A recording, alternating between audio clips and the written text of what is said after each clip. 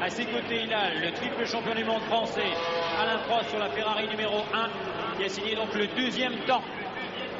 On the front row of the grid, on the right-hand side, Ayrton Senna, time in pole position in the Marlboro McLaren Honda with a time of 1 minute 21.314, and beside him, Alain Prost in Ferrari number 1, 1 minute 21.776. Griglia di partenza, troviamo in pole position Ayrton Senna, campione del mondo 1988 con la Marlboro McLaren Honda, che ha stabilito il nuovo record sul circuito di Monaco in 1.21.314. Al suo fianco Alain Prost, 3 volte campione del mondo su Ferrari numero 1.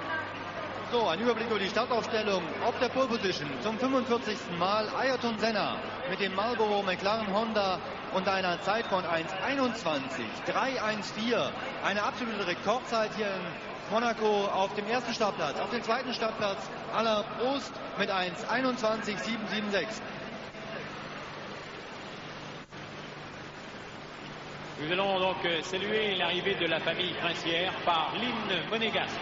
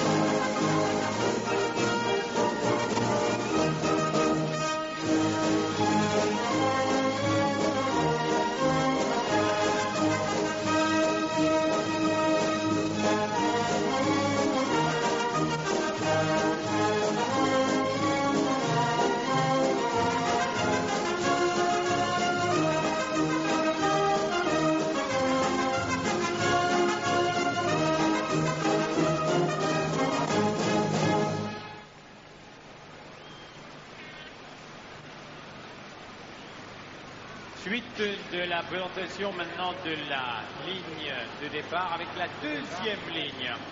Jean Alesi.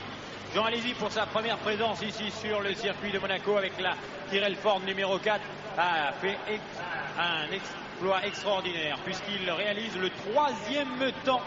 Formidable donc Jean Alesi. Il n'est qu'à peine à sa 2e saison de Formule 1. À ses côtés, il aura le vétéran Riccardo Patrese, 195 Grands Prix. 195 Grands Prix, donc déjà participé avec la Williams Renault. Riccardo Patrese qui porte le numéro 6. Continuing the presentation of the grid after the Monégasque national anthem in honor of the presence of the Monégasque royal family. On the second row of the grid, Jean Alesi in the Tyrrell Ford, number 4, with a time of 1 minute 21.801 and making 4 different manufacturers on the first 4 places on the grid. Riccardo Patrese, his 13th time, I think, that he has competed here in the Williams Renault, this time number 6, with a time of 1 minute 22.026. Vi ricordo che abbiamo ascoltato prima l'inno monegasco in saluto per la famiglia di Sua Altezza Serenissima il Principe Ranieri ed ora proseguiamo con la seconda fila che vede Jean Alesi che ha fatto un tempo straordinario, 1.21.801 per il giovane francese alla sua seconda stagione in Formula 1 sulla Tyrrell Ford.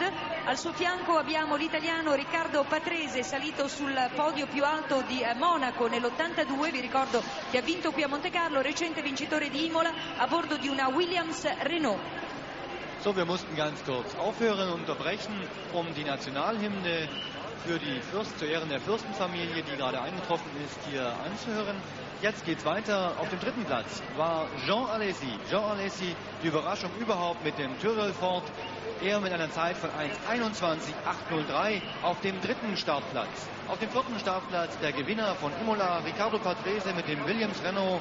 Er hatte eine Zeit von 1.22.026.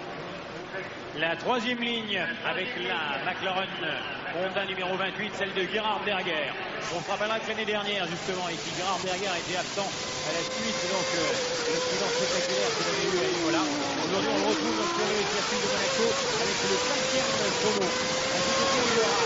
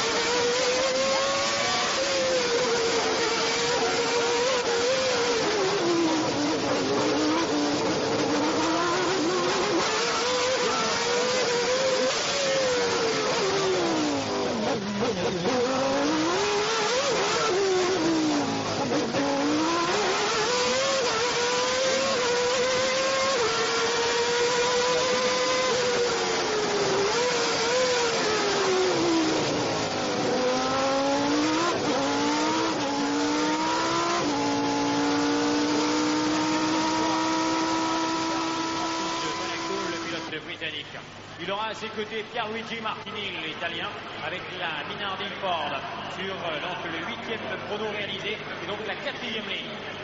On the fourth row of the grid, Nigel Mansell in Ferrari number 2, the time is 1 minute 22.733, and Pierluigi Martini recovered from his Imola accident in the SCM Minardi Ford number 23, 1 minute 23.149. Quarta fila per l'altro ferrarista, la vettura numero 2, quella di Nigel Mansell, per la nona volta qui sul circuito monegasco, il pilota inglese che ha fatto un tempo di 1.22.733, al suo fianco reduce e ancora zoppicante dopo l'incidente di Imola, con un ottimo tempo Pierluigi Martini sulla Minardi Ford SCM con un tempo di 1.23.149.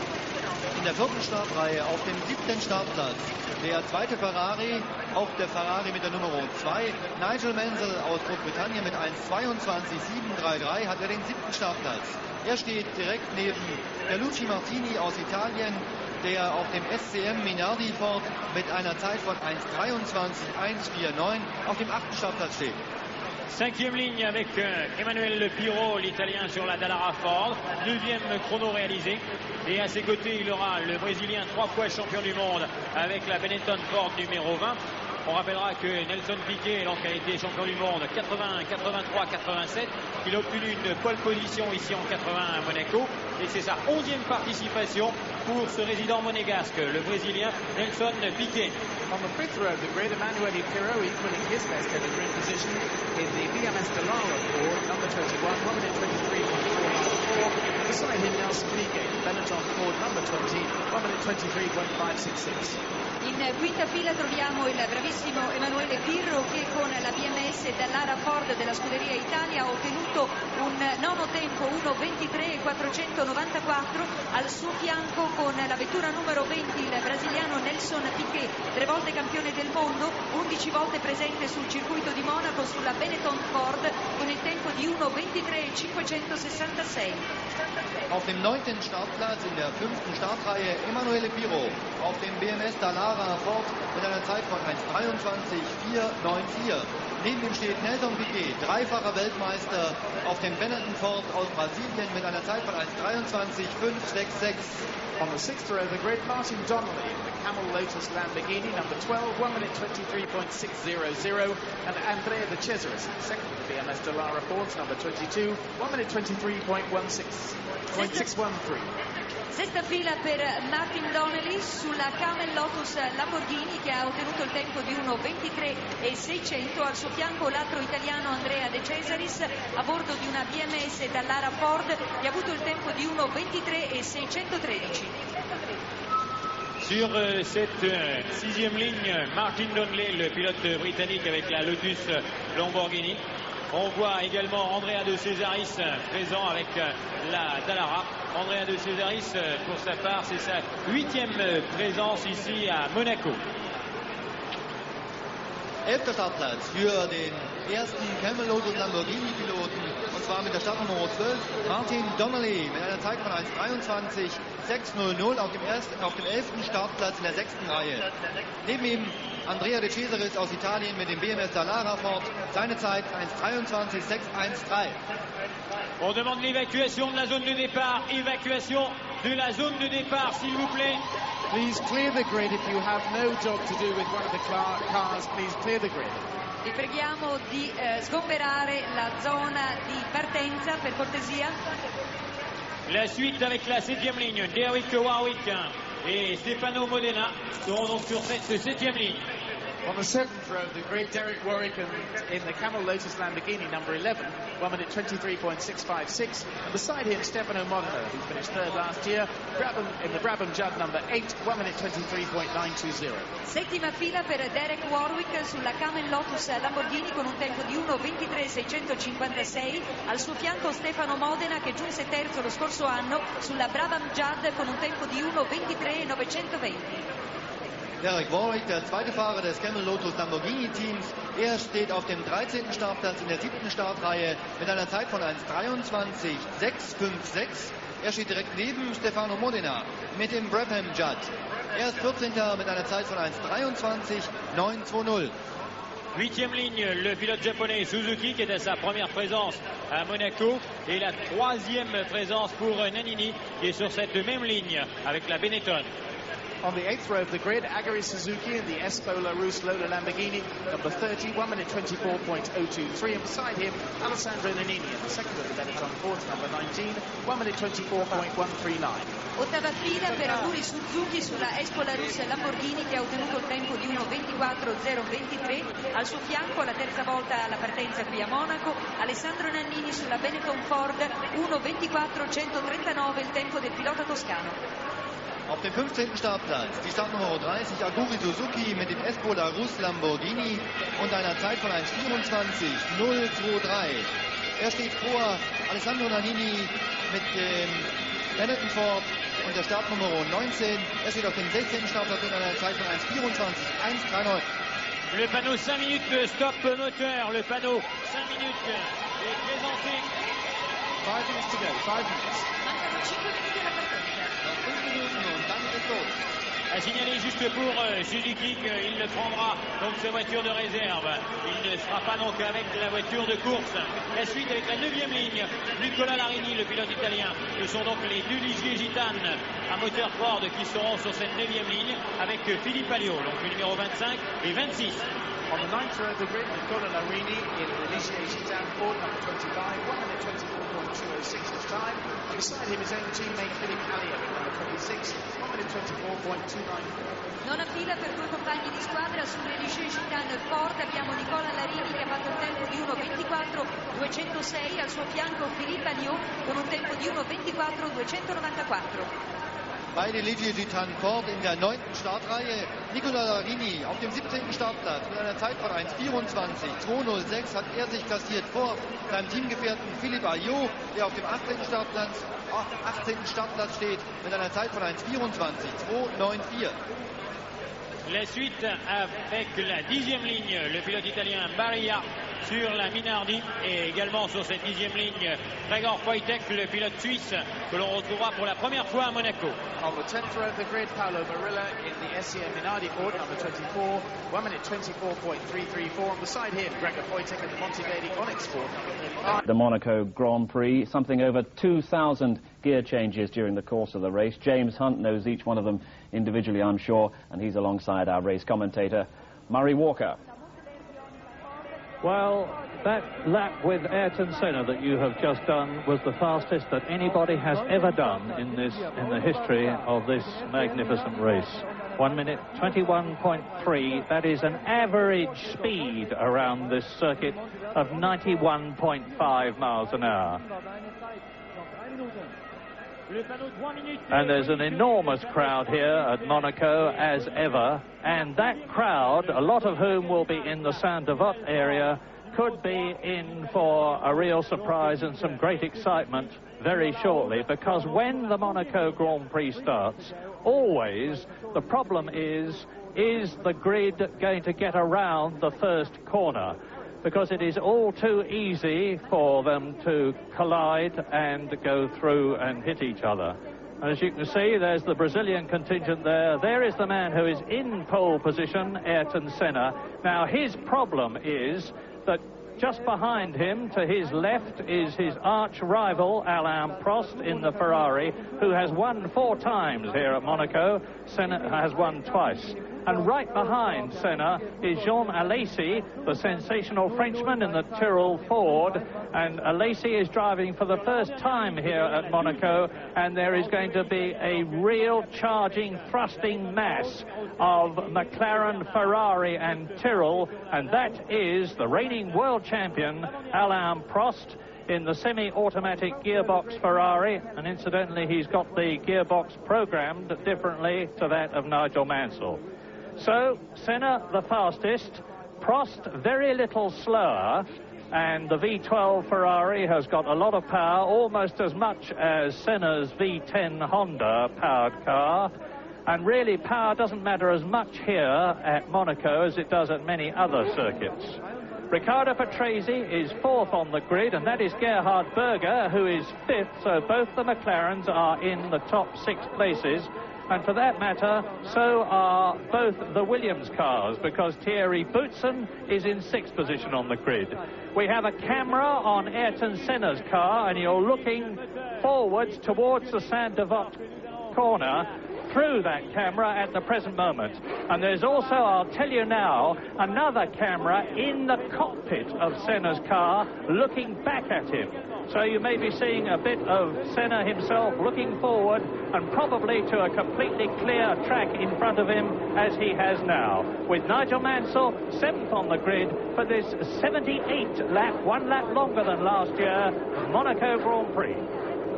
Yes, there you see the yellow flags ahead of Senna's car. That's just while their mechanics are getting all their equipment off the grid. As soon as that's clear, now we're looking from that position, and away they go. That'll be a green flag wave.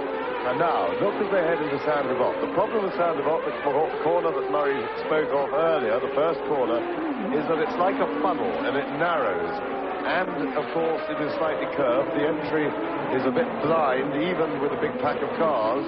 But we didn't see Saint-Devote as they will see it going in. We saw the exit of it as they come up the hill, the field to the Casino Square. This is over the hump, this is over the brow, and now they're onto the brakes in racing condition. Over the hump, the car goes light, and then you've got to set it up very carefully with a long left, quick left-hander that goes into Casino Square, that tightens up, and then they turn right through the square and down the hill to a Mirabeau. Past the famous British watering hole, the tip-top. All we British fans made like hooligans. This is the hill, tip-top's on the right, just by this man with the yellow helmet. Marshall there. Hard on the brakes into, in some cases, people will be using first gear in the early part of the race with a heavy fuel load around the Mirabeau, which is the corner at the top. They're just coming into view, and then down to the old station hairpin, now called the Lowe's hairpin, where it's first gear again. Very slow, twisty complex to fight their way out onto the seafront. Past where Senna crashed going onto the seafront a couple of years ago. And now into the old chicane, which has been slowed right down to a first gear corner because of the huge speeds being achieved through it when it was just a straightforward flick. And the danger with the harbour. On the right of that barrier as you look is, of course, the harbour. Now to the swimming pool complex. It's quite a twisty section. Quite a nice piece to drive. It's quick, the first corner as you come into the swimming pool area, and then slows down. Second gear for where they're coming around now. Squirt down that straight, and then first gear for the Rascasse complex. They're just turning into the right hand of where they're going now, disappearing is the Rascasse. And the tiny straight, turning right yet again, over a big bump. Difficulty with traction, a lot of wheel spin as the car goes over the bump because they're on the power, and then up to the start-finish straight. So Senna leading the field round. He gets another pole position, quite brilliantly done. In fact, he was on a quicker lap later in the session after the one that he did, and then right at the end of the lap he got balked by a slower car. So Senna leading the field onto the grid, take up his position. When they're all stopped, all in position, a green flag will be waved at the back of the grid, the red light will be on, and they'll be off. And Ayrton Senna will undoubtedly try to do what he successfully did last year with a clear course in front of him, build up a cushion between himself and the rest of the competition as soon as the lights turn to green. Watch Prost, in particular, behind Ayrton Senna on the left in the blue and white car with the unique anhedral front wing, Jean Alesi. This could be his moment. At any moment now, the lights will go to red and then to green. It's going to be a race that's nearly 2 hours long. I'll be surprised if half the entry finishes it. And it's a good start by Alain Prost, an even better one by Senna. Alesi is in third position. Berger is challenging. Riccardo Patrese and Boutsen follow in the Williams. And it looks to me as though Capelli already at some Turtelbot is in trouble. Senna pulling away, then it is Prost, and you can see them now as they go round the left-hander at the Hotel de Paris. The next shot we'll see is as they come down, and Alesi is going through on the inside and taking Prost, and so is Berger, and that's it. Berger hits Prost. Are they going to stop the race? This is the right-hander just before the Mirabeau, and you can see that the thing that we all feared, a carambolage at the corner there, has happened, and it looks to me as though now Prost and Berger, two of the fancy men in the race, and Alesi's car on the right, are out of the Monaco Grand Prix. Well, there is 4 times winner Alain Prost. That is the pace car from the back coming through. Now they're going to try. Here's a replay. Now watch on the left, Alesi. Alesi challenges Prost, gets alongside him, and that is reasonable enough. Prost is on the outside, and Alesi got round the corner, so that may have been somebody else. That was probably Nakajima who got stuck in there, and I think Alesi is hard charging. Yes, that was Nakajima. He popped up in the air and then down again, it looked like. Or was it a Brabham? That may be a Brabham back view. Looks more like a Brabham airbox to me. Difficult to see from here, I'm afraid, but certainly Prost and Berger out of the race as it starts, but of course they have spare cars. And Capelli, who we saw, and his car was on fire at the first corner. I saw flames coming out of the back of his car, so he'll be that's why he's rushing back, clutching his seat, ready to get in the spare car. And meantime, I see no signs of the race being stopped at the present moment there. Yes, of course they have. They're touring in round the right-hander coming out of the Rascasse while they get rid of the wreckage. And of course now, as Alain Prost with his helmet off looks at the wreckage, the question is he going to go back to the start to get the second? Where's Berger running away? Alain Prost shouting at the Austrian, not looking at all happy, and why should he? Well, the other car, incidentally, the Brabham that James identified, was that of Stefano Modena, the Italian driver who finished third in the Monaco Grand Prix. And the thing that we always fear when 26 cars, all bunched together, are fighting their way round this twisty circuit has happened. On the left, then, Alain Prost Ferrari being wheeled backwards down the hill. Modena is back into Brabham. Here's a replay with Alesi going through, pushing inside Prost. Now watch Berger cut through, and you'll see that the left front wheel is knocked right off the McLaren as he brakes, trying to avoid Prost, pushes the Ferrari round, which kicks up into the air, and Alesi is on his way. Yes, well, you have to really say that was Berger's fault, that accident, because he was charging at a gap that was quite clearly closing and going to continue to close, because with Alesi having gone inside Prost, Prost was obviously going to get back onto the inside to cover that inside line from attack. He'd already done it. There was no hole there by the time Berger hit him, because his right front wheel was already on the curb. So really one's got to say that Berger was charging at a hole that really wasn't there by the time he got there. Here comes Alain Prost, a very fit, tough little fellow that he is, running back, ready to get into the spare car.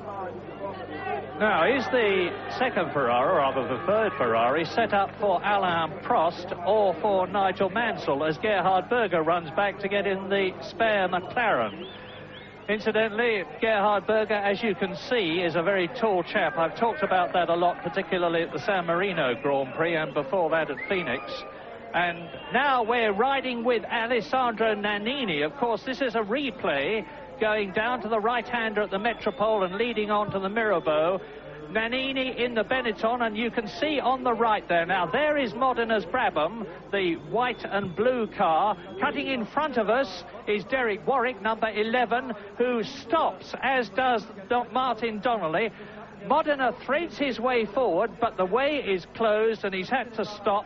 On the left, you see the Ferrari. This is live, of course, now. The Ferrari of Alain Prost, who's on his way back to get the spare car. The McLaren of Gerhard Berger. And that is going to be a big problem to remove Berger's McLaren, because it appeared to me that the whole of the left front suspension and wheel was removed in the accident, and that means lifting tackle is needed.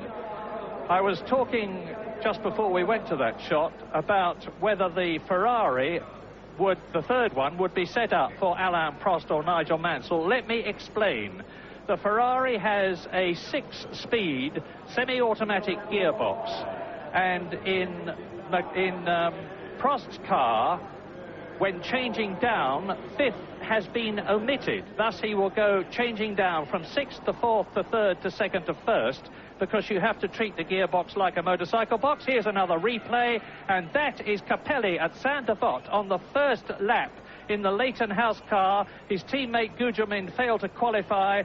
Capelli is passed by J.J. Leto and David Brabham, driving in his first Grand Prix, and incidentally you can see the flames there at the back of Capelli's Leighton House car. And what a dreadful season the Leighton House team are having. My heart, and I'm sure that of every enthusiast, bleeds for them, because they are having just about everything go wrong that can go wrong. And it gives me an opportunity to say to Ian Phillips, who is the team manager and head man of the Leighton House team, and not at all well as Gerhard Berger runs in, get well soon, Ian, and get back to the Grand Prix scene. You'll be more than welcome.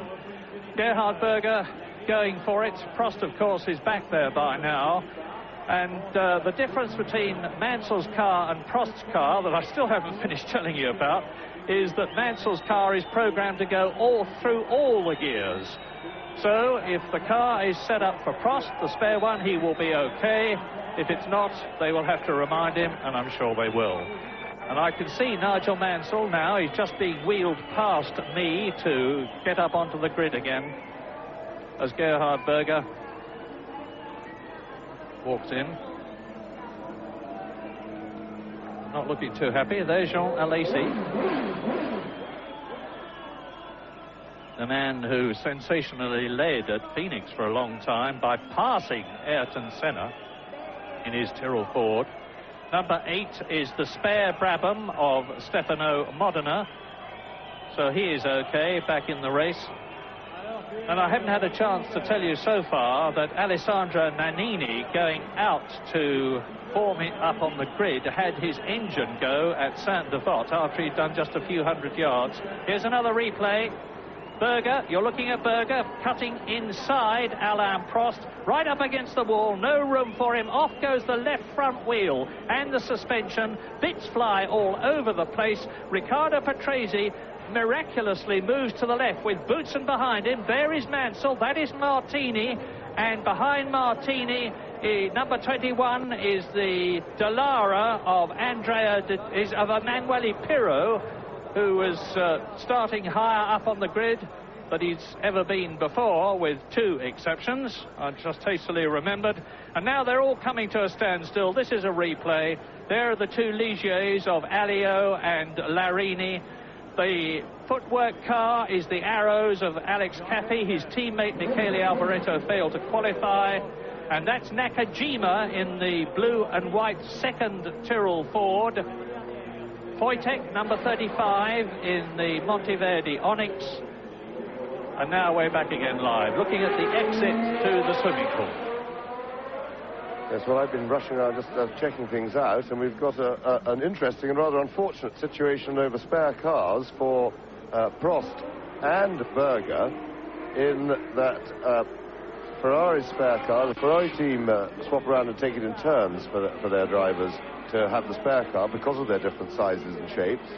And the spare Ferrari, it's Nigel Mansell's turn to have the spare covering him this weekend, and that's a major job and debatable as to whether Ferrari can get it done properly in time to get the car to fit, make all the changes necessary to fit Prost. Unlikely. And the situation within the McLaren team is even worse, in that to get the job done to change the spare car from fitting Senna to fitting Gerhard Berger, not that even Berger's own car fits him, but they certainly won't be able to get that done properly, even to the Berger spec that they've got, which doesn't fit the driver, which is another matter and a very serious one within the team. But on changing it, the best I think either team will be able to do is to try and do a bodge and get the most important changes done and just try and get their drivers out. But I think it's fair to say that neither of them is going to be comfortable. And this, of course, brings us to a major issue on safety for Grand Prix racing, and that is the subject of cockpit size, because it's been high-lit by, there is Prost already in the spare car, moving it round. And Berger, we have just seen drive down the pit road in the spare McLaren. And Capelli also in the spare car, after he wasn't anything to do with the accident, but if you remember, Capelli had a nice sort of conflagration going at the back of his car, we noticed, going into the first corner. So that car must have lit, he must have lit the car up when he fired it up on the grid to do that. But so they're now taking those spare cars round to the grid, warming up the tires, doing their warm-up lap. The rest of the field is now pretty much assembled on the grid in front of us. And shortly we'll get a countdown. We haven't been told how long the countdown will be yet. And then we will go through the rigmarole again. And let's hope they behave themselves this time. Now, going back to the safety problem over cockpits, which is very serious, it's been highlighted by the McLaren's team's lack of response to Gerhard Berger's problems in the McLaren cockpit. Now, the situation is this. Here we have the team that claims to be the top Grand Prix team in the world, and as far as results are concerned, that claim is quite justified. But here we are, the fourth Grand Prix of the season, and Gerhard Berger's car still doesn't fit him. Now, when you're paying somebody in excess of $5 million a year to drive him, it seems pretty stupid to me to then not be able to give him the tool of the trade to do the job, because there is one thing that is for certain in racing cars, and that is that they are very difficult to drive when you're perfectly comfortable. When you're in any way uncomfortable and not seated correctly therein, they are impossible to give of one's best and to drive properly. It is, and that is an absolute fact. Now, McLarens know this, and if they can't respond, this is really a serious matter. Obviously, to build a new chassis, it's difficult, and they knew about the problem from last November when Berger started doing testing for them, but they maybe shoveled that under the carpet because, of course, they were able then during testing to run an illegal car from a racing point of view by moving the pedals forward ahead of the axle line, which is how Berger ran all winter, and was comfortable in the car for testing because, of course, but then, of course, they had to move the pedals back towards him, thereby cramping his legs, and the result was that he's been extremely uncomfortable in the car, and the team seemed, for whatever reason, to be reluctant to respond in a positive way, because it really is a very serious situation and not a good indictment for the team. As you watch the Benetton there, and for that matter Berger's car, that is Nannini's car that's being brought in, and there is Berger's. I understand that McLaren are certainly giving very serious consideration to making a bigger car, in which case both Berger and Senna would have to use it. But there is one point that's worth making about the size problem that Prost will have vis-a-vis Mansell. I remember casting my mind back. There's Gerhard Berger looking very unhappy as he tries to accommodate himself in the chassis which is set up for Ayrton Senna. But I remember in the French Grand Prix last year, Berger took over the spare car after there was a gigantic crash at the start, just as there has been here. And Nigel Mansell had a problem at the crash. and had to get into Berger's car. It was all very complicated, but Mansell then drove an absolutely magnificent race. That car won't be going very far now, except on the back of that truck. And so we now have Ayrton Senna sitting confidently in pole position for the second start of what I'm sure will be a shortened race. I don't know what the new length will be as yet, because we haven't been told. Alain Prost will be in the Ferrari set up for Nigel Mansell, and Jean Alesi, who looks as though he's got through unscathed, is still there in third position on the grid. Yes, well, I picked up, Murray, you said that McLarens are contemplating building a tub. Well, contemplating building a tub at the fourth race of the season, when it was instantly evident from the first one that that was what was required, I call a scandalous lack of response, and thoroughly irresponsible to the needs of their driver, who, after all, they pay a lot of money to do a job, and now they're not allowing him to do the job. There's Alain Prost talking to Jean-Marie Belest of FISA and brain surgery fame.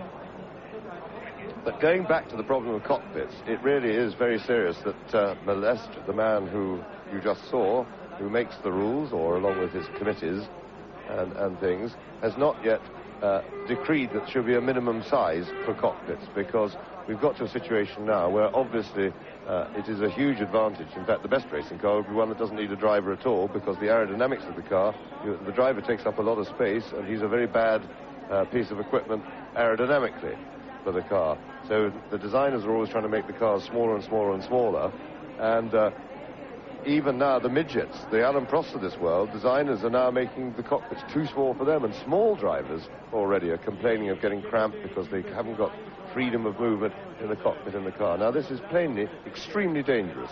A driver with cramp, or a driver who is restricted physically, cannot control these cars properly. They're extremely fast, and this really is a danger thing. Berger was saying to me this morning that all he wanted was to move his pedals forward 5 centimetres, which would make the car so much safer to drive that it would net and overall be much safer than having his feet behind the front axle line, because at least he'd be able to control the car and therefore be less likely to have an accident.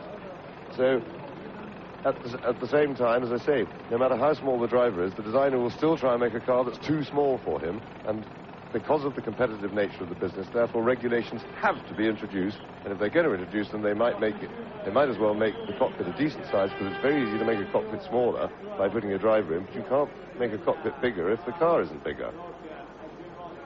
Yes, typical of McLaren's forward-looking, actually, is the fact that they've already invested a vast amount of money in young Alan McNish, who won the last Formula 3000 champion, and must be smaller even than Alain Prost that we're looking at the present moment. Now, I am told that the race is going to last for 78 laps, which is the full distance, and it means to say, of course, that the teams will have been allowed to top up the fuel tanks of their cars on the grid.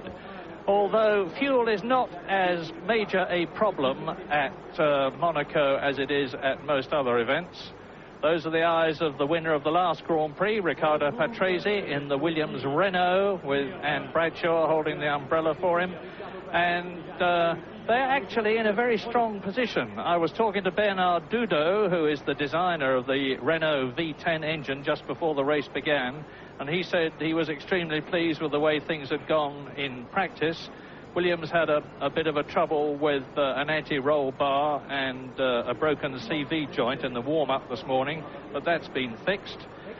And at Monaco, this enormous crowd, unlike you, will not be too clear about what is happening, because we can see the cars on the grid.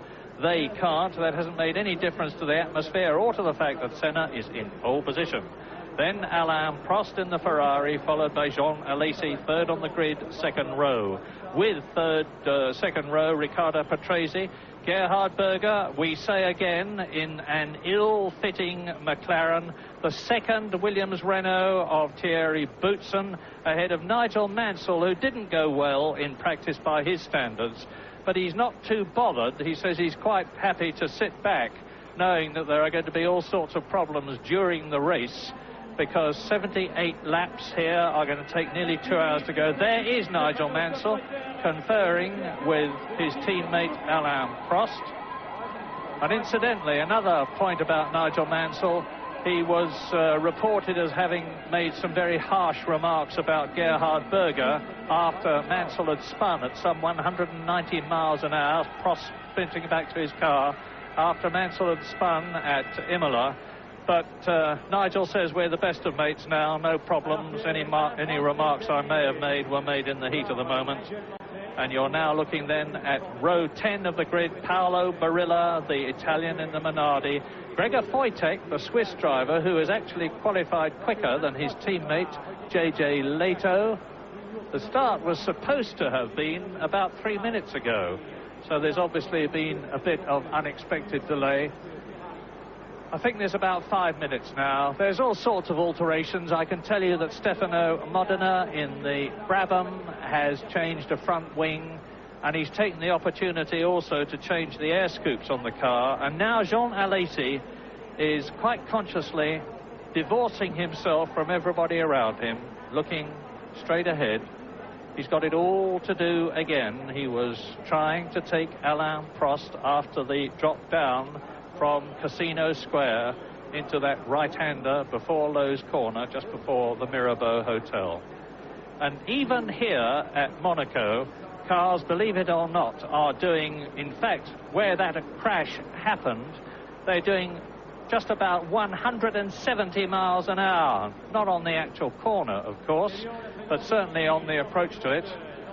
His Serene Highness Prince Rainier of Monaco is here in the royal box that you were just looking at to witness, as he always does, the Monaco Grand Prix.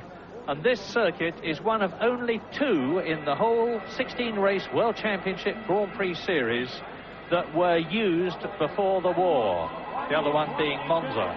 And at this very circuit, although there have been one or two changes, like the tunnel under Lowe's Hotel, at this very circuit, people saw the great Mercedes-Benz and Auto Union teams racing.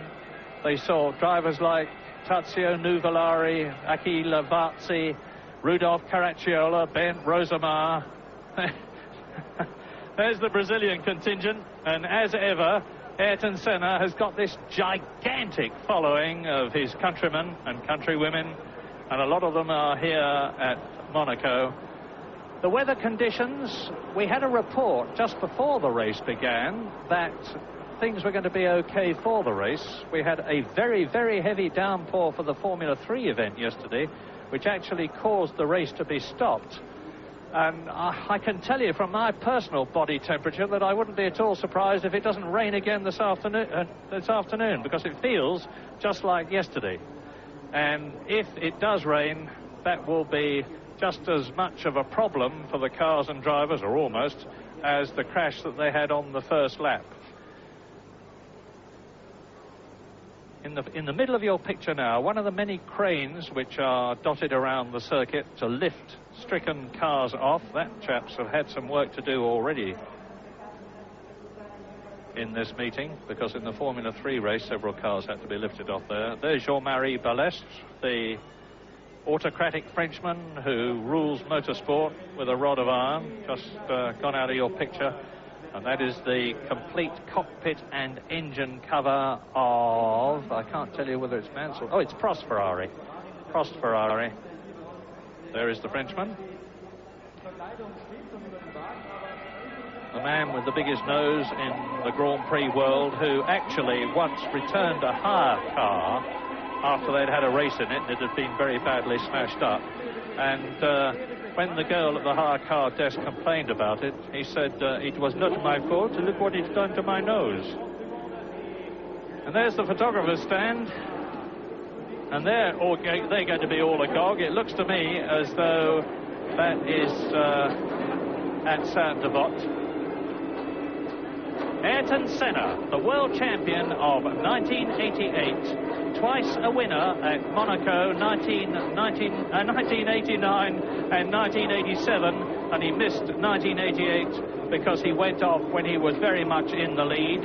Incidentally, there's no camera on the spare McLaren, which Gerhard Berger is in, and so we and they, more importantly, have got it all to do again.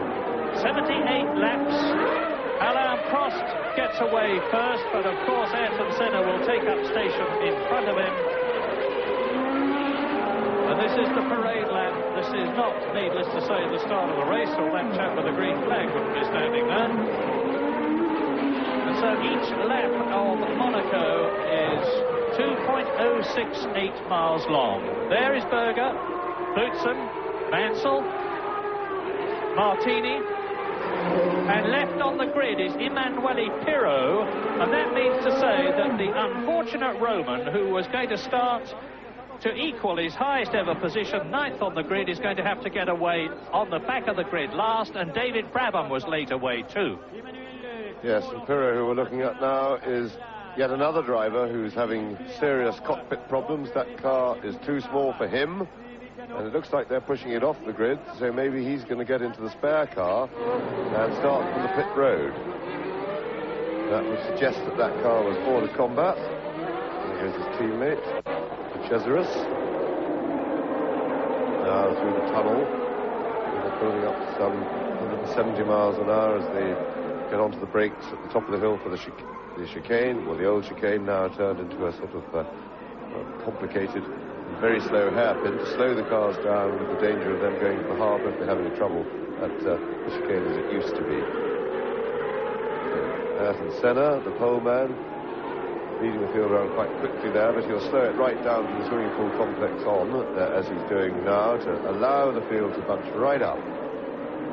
Remember, as they come to the grid now, they will be sitting,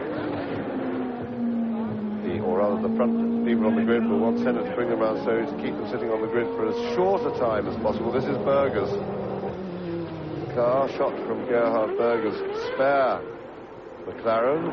We have no way of knowing how well it fits him, but seeing that even his own race car doesn't fit him, and this was set up for Senna, and we know that to change the cockpits properly takes something like an hour, and they haven't had that amount of time. One's got to say that one has got to make the assumption that Gerhard Berger is very uncomfortable in that car and is going to be in a lot of physical trouble if he's going to go the distance. So he'll have problems. Here, coming onto the grid now, remember this time that the clutches, they won't want to get too much heat in the clutches. The clutches, everybody's clutch has already done one start, apart from those people in spare cars, and the ferocity of a start when you've got 700 horsepower being forced through a small clutch plate, they don't last very long. They don't like more than one. Let me quickly correct things. You will have noticed that Berger's car has got a camera. Ayrton Senna on the left, Prost on the right, Alesi behind Senna, Patrese behind Prost.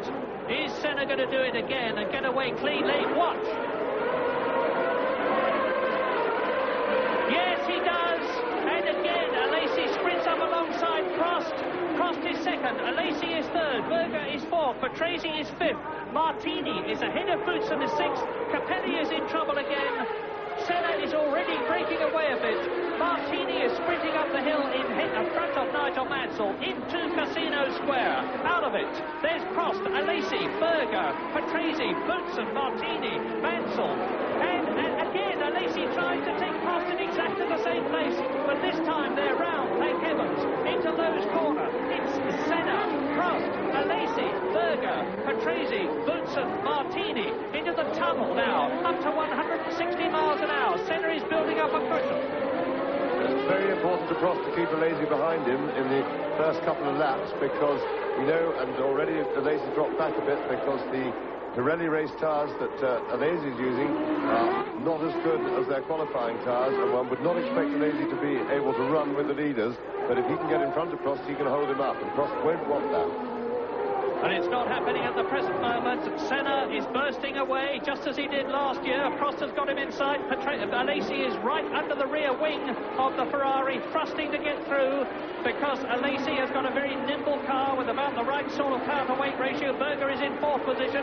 Then it is Patrese, Boutsen right with him. Martini, Mansell, Piquet, and Martin Donnelly well up, and Ayrton Senna absolutely rips through at the end of lap 1 into Saint-Devote, climbing the hill now, and they're building up to 170 miles an hour on the hill. Prost is still second, but dropping back.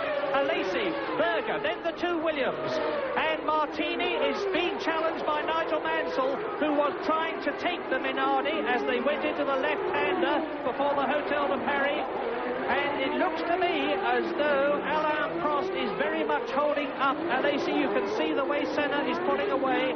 Now, it's second, third and fourth, absolutely together. Prost, Alesi, Berger, then the two Williams. Into the tunnel again.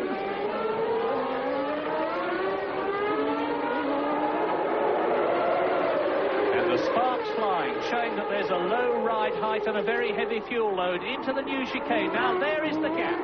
That is Senna leading on lap 2 in this 78-lap race.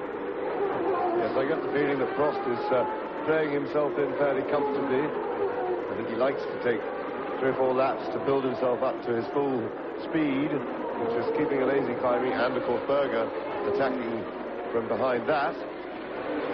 Yeah, make a note of these lap times if you're interested. From the standing start, Senna was leading by 2.5 seconds. That's a tremendous gap. 1 minute 32.75, and the times will come down. Mansell fighting against Martini. Second, third, fourth go through. Alesi third, Berger behind him. And Berger, of course, if he has got a comfort problem, will not find it as bad now as he will later on in what is going to be a very long 2-hour race. And still the two Williams of Riccardo Patrese and Thierry Boutsen are together in 5th and 6th places. Now, down to the corner that claimed the cars on the first lap of the first start. Berger gets a wheel up on the curve, and now the gap between Senna leading, there he is, and Alain Prost, you saw, was nearly 4 seconds. And that is an enormous lead at this stage of the race. They're on lap 3. Race order: Senna, Prost, Alesi, Berger, Patrese, Boutsen, 7th Martini, 8th Mansell, 9th Piquet, 10th at Donnelly, 11th De Cesaris in 12th position, Derek Warwick. So both the Lotus cars are in the top 12. Notwithstanding the fact that they had to make an engine change on Donnelly's car, put a new Lamborghini V12 in after the warm-up, and that normally takes 6 hours, and they had about 3 to do it. So there's another record. And Berger is pushing Alesi hard, and Prost easing away now a fraction. And Jean Alesi is in his first Monaco Grand Prix. He has driven here in Formula 3, but it's a very different kettle of fish to have 650 horsepower behind you. And now Ayrton Senna has extended his lead to just over 4 seconds with a lap in 1 minute 27.97, compared with the lap record 1 minute 25.5 put up by Alain Prost last year. Prost, Alesi, Berger, second, third, fourth. Senna in front of them, out of Casino Square. That terrifying drop down to the Mirabeau. And so you have a Ford V8 DFR powered car between the V12 Ferrari, and that is Stefano Modena in the Brabham. It looks to me as though his race, yes, he's pulling in the so-called start and finish straight. It's anything but straight, but Modena's race is over already, and this is lap 4. Yes, Berger will now have to start actively looking for a way round Alesi, because I'm sure that Alesi is going to get a struggle to maintain the pace now, although it doesn't look like it. It's interesting to watch the comparison between his driving and Prost. He catches Prost on all the fiddly bits of the circuit, particularly here at the Rascasse. You will see in a moment, as we look at Senna, it was over 4 seconds of lead, and he pulled quite closely up to Prost. He also catches him in the Casino Square and round the complex that leads out onto the seafront. And tremendous bottoming there from Alesi under braking. What a great fight for second place. Meantime, Senna is 4.3 seconds ahead of Prost with another new fastest lap, 1 minute 27.623, and that is 2 seconds slower than the lap record. And the Williams are keeping Berger in sight. Riccardo Patrese, 5th, just ahead of his teammate. Round lows, and the two Williams cars are actually closing on Berger. You can see that visually. Prost, Alesi, Berger. We follow the McLaren round. There are the two Williams with their Renault V10 engines, and Prost is definitely pulling away now from the third position man Jean Alesi, and we're riding with Gerhard Berger, and in front of Berger is Alesi. Now they're dropping down to the tabac, or at least what was the tabac. There's Alesi, third Berger, round the swimming pool section. And they do this in second gear. It's about 40-50 miles an hour on the actual corners, and then the foot goes hard down. Sorry, what am I talking about? 80 miles an hour around the swimming pool, down to the Rascasse, second gear.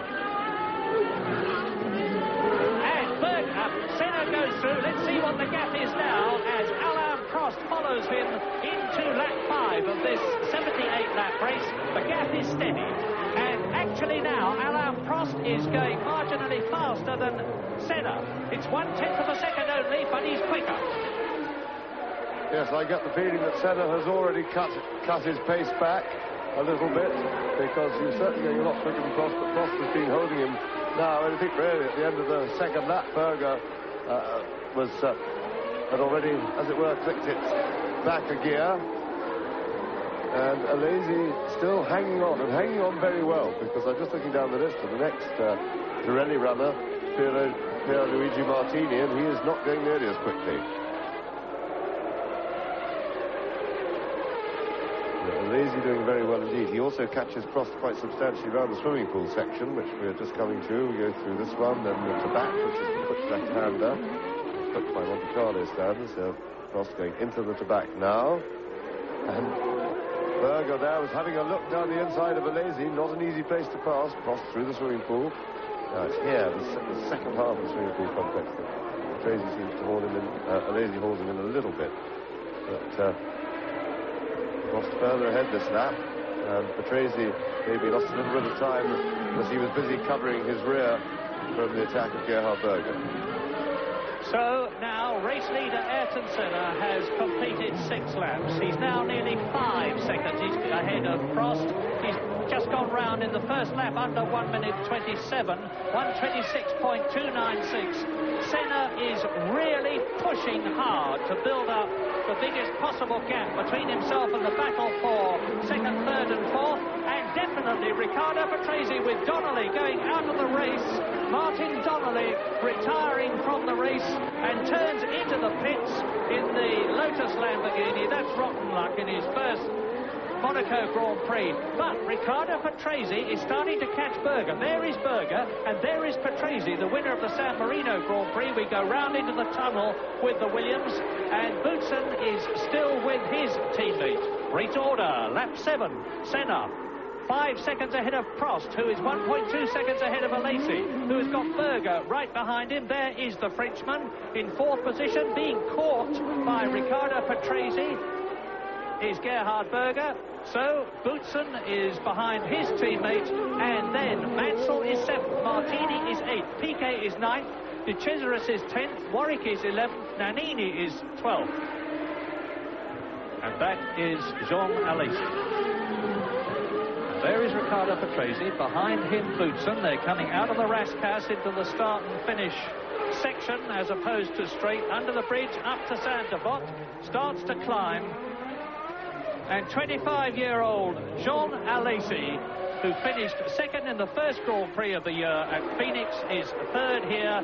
You can see that the front wings, very low set, the new anhedral front wings in this Harvey Postlethwaite designed car, with the aerodynamics by Jean-François Migaud, ex-Ferrari, are striking sparks off the tarmac, so low set are they. Round and now down to the Portier, second gear, accelerate away, third, fourth, fifth into the tunnel, 160 miles an hour, coming up to 165 out of it and down to the chicane. Yes, there's been a lot of talk in the paddock by the non-cognoscenti, but there's like people who really ought to know, who are all wondering why this, thinking that the dihedral front wing is making the Tyrrell so quick. Of course, the dihedral front wing is only like that to allow the air to pass to the splitter, and the splitter is what's doing the is the improvement on aerodynamics. That is only to keep out of the way of the splitter, because underneath the car is the trick. And the dihedral front wing, which anhedral, whatever you like, it really doesn't matter. The funny front wing is purely to flow the air. It's nothing to do with the operation, the shape of it at all. It's just to get it out of the way. And out of the way it is, and it's not helping Alesi as much as it did earlier on, because now Alain Prost is pulling away. Yes, and down the field a little bit in 7th place, Nigel Mansell is really flying. Mansell, you saw just now, he was captioned up as having fastest lap of the race. That he still has, and he was stuck behind the Minardi for a little while. He's got a clear run, and he's catching Boutsen and Patrese quite fast. Lap 9 then, race order as you look at the 4th place man, Gerhard Berger, chasing Alesi is Senna leading by 4.5 seconds. Prost second, then Alesi and Berger. Patrese and Boutsen still 5th and 6th, being caught by Nigel Mansell. In 7th position, it is Piquet. Martini has gone into the pits. Andrea De Cesaris is in 8th position. Derek Warwick is up into 10th. Nannini is 11th. Aguri Suzuki, the Japanese driver in the Lola Lamborghini, is in 12th position. And the legend tells you that between Jean Alesi and Gerhard Berger, it doesn't really matter. You can see what the gap is. And between Patrese and Boutsen. And there was Nigel Mansell.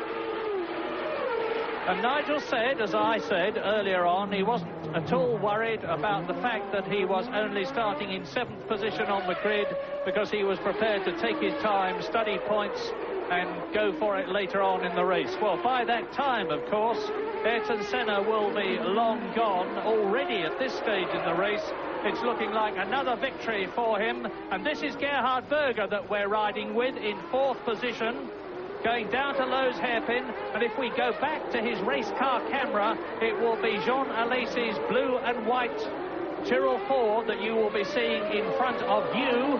If we had a backward-facing camera, you would be able to see Riccardo Patrese, Ayrton Senna, 1 minute 25.5, 87 miles an hour, and that exactly matches Alain Prost's lap record from last year.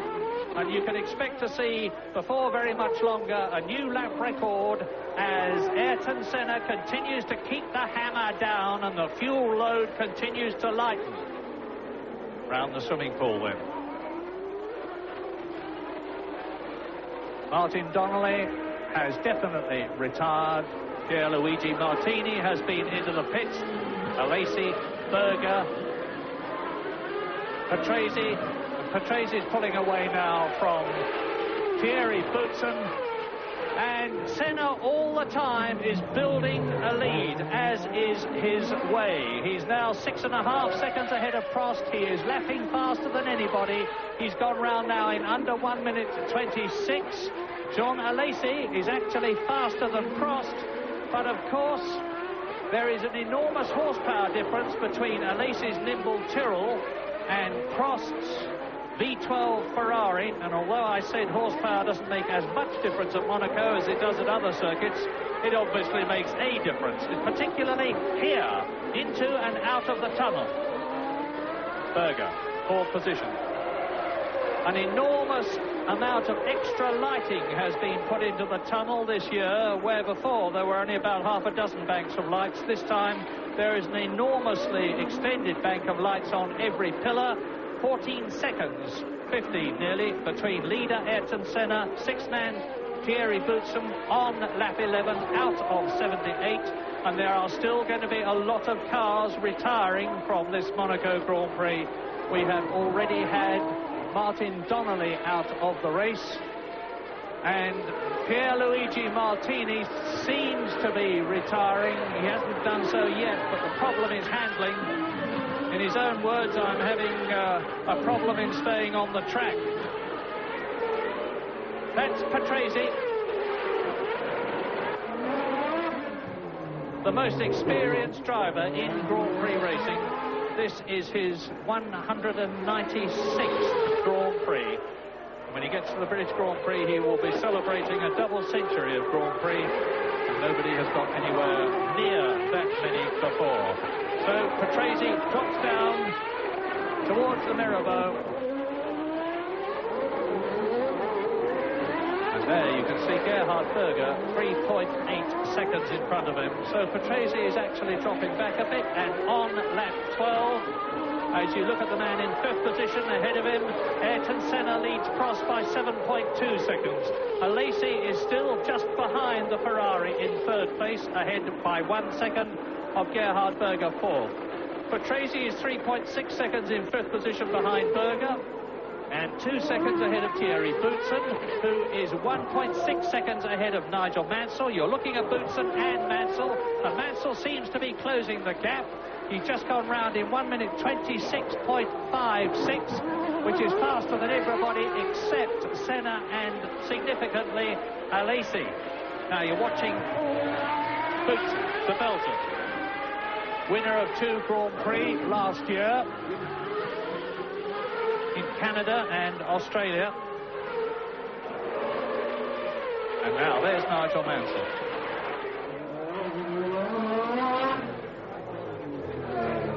Well, Alesi does have a slight tyre disadvantage. It's certainly not showing at the moment. He's going extremely well in 3rd place. Mansell was, having got clear of what I'd call the 2nd group, has come through very well and is now on Boutsen's tail. Just saw him coming through there. And of course, remember always just how difficult it is to pass on this twistiest of circuits. And I can tell you that Martin Donnelly's problem was not Lamborghini engine problem, but a gearbox problem. And now, as you look at Nigel Mansell in 7th position, there are yellow flags waving in the start and finish area, and I'm looking frantically to see if I can spot it.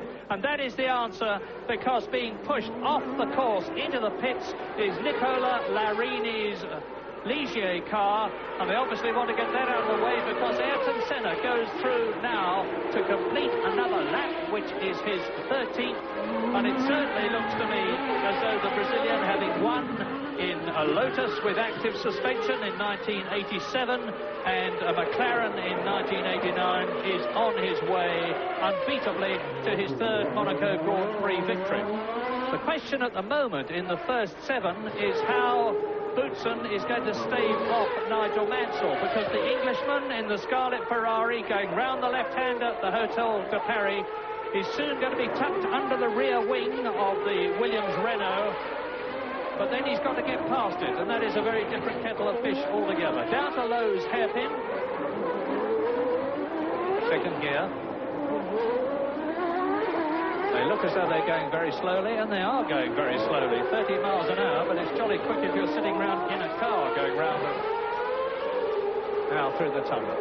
There we go, Boutsen, Mansell, and it's Senna leading. Prost 2nd, 7.6 seconds behind. Alesi 3rd, Berger 4th, Patrese 5th, Boutsen 6th, Mansell 7th, 8th is Piquet, 9th De Cesaris, 10th Warwick, 11th Nannini, 12th Philippe Alliot, 13th Barilla, 14th Nakajima, followed by Capelli, Happy, Wojtek, Bernard and Leto. And Ayrton Senna goes through now up to Sandoval. I wish we could see some of the pictures through his race car camera, but they're being denied us at the present moment. You saw what it was like. Ah, thank you very much. Here he is. This is the headshot. This is the man. World champion of 1988, Ayrton Senna from Brazil, with the neck of his overalls undone, and you can see his scarf flapping a bit in the enormously powerful breeze that's getting at it. He goes round Lowe's, down to the Portier, into the tunnel again. And that's where he went off. That very point was where he went off in 1988 and lost the Monaco Grand Prix to Alain Prost in the closing stages. Got out of his car, walked back to his apartment, which was just a few yards away, and disappeared for the whole of the evening, much to the disgust and annoyance of all the media and the McLaren team. Well, he's having no such problem here. D10 Honda power behind him, and the Japanese technicians who know every beat of that engine from the telemetry, which is going through to the bank of extremely sophisticated machines and screens in the McLaren pit, are watching Senna's every move. Everything is recorded so that they can review his race progress from the technical point of view afterwards. And I don't think if his progress now is anything to go by, they're going to be too unhappy with the result. Round the Hotel de Paris. That is, in my opinion, the most exciting place in Grand Prix racing to watch. The exit from Casino Square, where the rear tyre of the car, and it's doing about 130 miles an hour as it goes over the crest, nearly kisses the Armco. And Ayrton Senna is now 8.7 seconds ahead of Prost, notwithstanding the fact that Prost's previous lap, 1:26.2, was faster than that of Ayrton Senna. There's the gap, and you can see Alesi is 1.2 seconds behind Alain Prost, and just about 6/10 ahead of Gerhard Berger, who is 5.5 seconds ahead of Riccardo Patrese, who in turn is 1.7 seconds ahead of his teammate Thierry Boutsen. This is Patrese, and there are the Renault technicians, or there were the Renault technicians, who, just as the Honda men watch what is happening to their engine in Berger and Senna's car, the Renault men watch what is happening to their engine in Patrese and Boutsen's cars. Here's the winner of the San Marino Grand Prix, his third Grand Prix victory in his long career. Riccardo Patrese, driving better this season and last season than ever before. But now I hope they stay with what's coming next, because you saw a flash of Nigel Mansell right on the tail of Thierry Boutsen. Look back. Now there is Boutsen in 6th position, and then Mansell.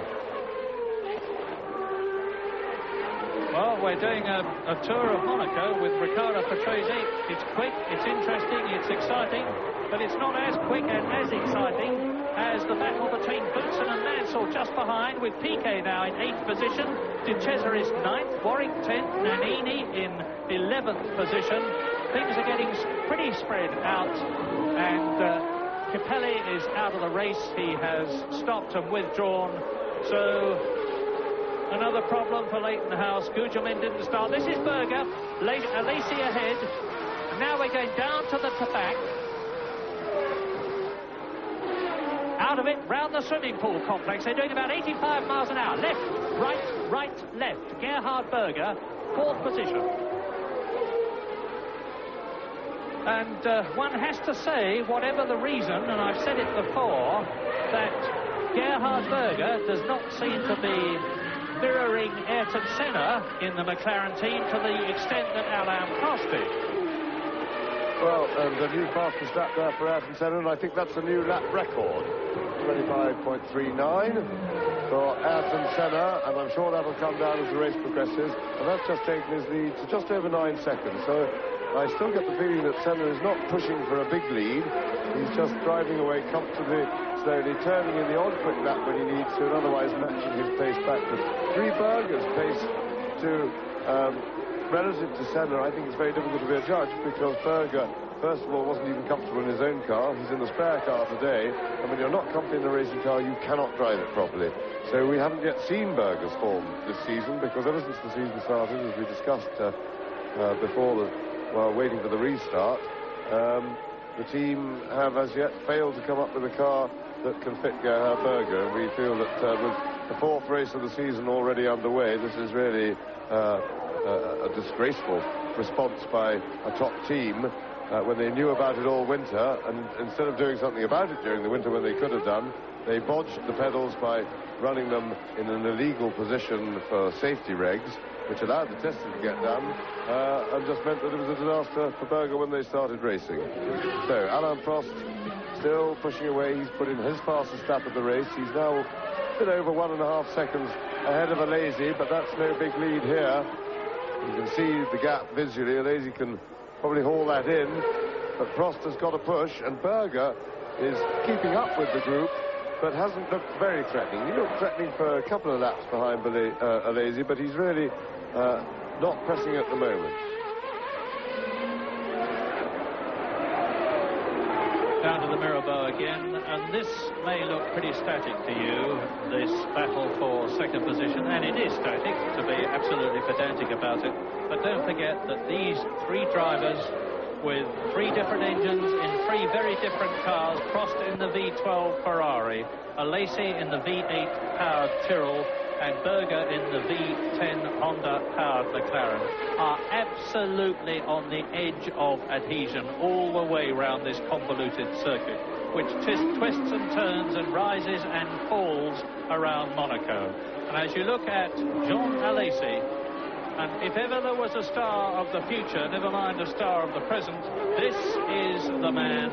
And Alesi, who was looked after by the very astute Eddie Jordan, was allegedly proposed to have a 3-year contract with Ken Tyrrell, but that was turned down last year. Alesi's contract with Tyrrell runs out at the end of this season.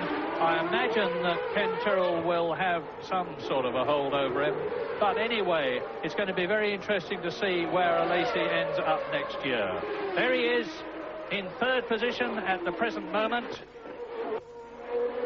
And if he stays with Ken Tyrrell, of course, he will have a V10 Honda engine next year, because Ken, at the end of last season, very proudly announced that in 1991 the Tyrrell team would be Honda V10 powered.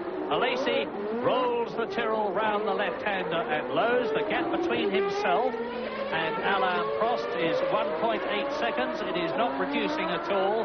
Their last lap time was absolutely identical. 1 minute 26.011. So to the nearest thousandth of a second, Alesi and Prost went round the 2.068 mile circuit at Monaco in an identical time. David Brabham, unseen by you, has been into the pits and has changed tyres, and according to my information has actually withdrawn. We'll check by watching our lap chart on whether David Brabham is still going or not. But Prost and Alesi are still hard at it. Ayrton Senna is now on his 21st lap, and he's leading Alain Prost as Alesi comes through in third position by 9.75 seconds. And David Brabham has definitely retired from his first Grand Prix, having succeeded superbly in qualifying for it. It was only his second effort, and to qualify for Monaco first time out is a very considerable achievement. And incidentally, his brother Jeff Brabham is racing in Indianapolis today. I haven't seen Dad, Sir Jack Brabham, here at Monaco, so I imagine he may well be at Indianapolis watching Jeff. Into the tunnel then for the 21st time, and out of it, Alesi, now Berger. You can see that the gap is extending, and we're on lap 21. Senna leading by 9.75 seconds, having already won this year at Phoenix, leading the World Championship, having... And that's Mansell and Boutsen. That is the battle for sixth position. And Mansell's bent his front wing. Look at the right front wing is all awry, and that can't help the handling of the car. It might be all right. He may be able to continue, but with the no, that's going to create lift. I'm sure that he's going to have to go in and change that, and Mansell's attempt to get past Boutsen has ended in a serious setback for him. Now, let's see if he goes in or whether he carries on. No, he's straight into the pits, so he's not wasting time checking it out. Should be able to get that nose changed pretty quickly. They give him a fresh set of tyres. That's an automatic thing that's done. Fresh tyres are quicker.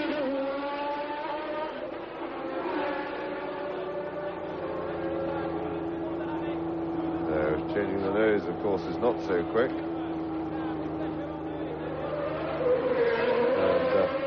most unfortunate for Mansell, but it's part of a calculated risk here at Monte Carlo, because you have to risk doing that if you're going to pass somebody. He wasn't going to do anything spectacular in the race if he didn't fight his way past. As we look at Ayrton Senna leading the race on his own, lapping one of the back markers. Ayrton Senna now with a lead of over 10 seconds. Prost in second place, of course, with the ladies still hanging in there, still pushing him. And while you're watching Ayrton Senna leading the Monaco Grand Prix on lap 22, I can tell you that Pierluigi Martini is out, and so is Mansell, out back on the track again, and he slots in behind his teammate Alain Prost and ahead of Jean Alesi. Now, is Mansell going to drive tactically? Is he going to make things difficult for Jean Alesi, knowing that his teammate Alain Prost, 4-time winner at Monaco, is ahead of him? Meantime, Ayrton Senna is carving his way through the field. That is Gregor Boiteng in front of him in the Monteverdi Onyx as they go into the tunnel with a substantial speed difference between them. And Senna closing up on the Onyx as they come out of the tunnel. The Onyx powered by a Ford V8 engine. I don't know what we're looking for because we're not seeing anything, but there is the answer, and it's Alain Prost, world champion, second in the race. Alesi behind him, not much difference there. Down to the swimming pool area again. Right. Out of it. Round past the yacht basin and the yacht workshops on the left of Alain Prost. Down to the Rascasse, the cafe. And Jean Alesi is driving, as he has done all season, an absolutely magnificent race. Prost goes through. Alesi still within sight of the Ferrari, notwithstanding the horsepower difference.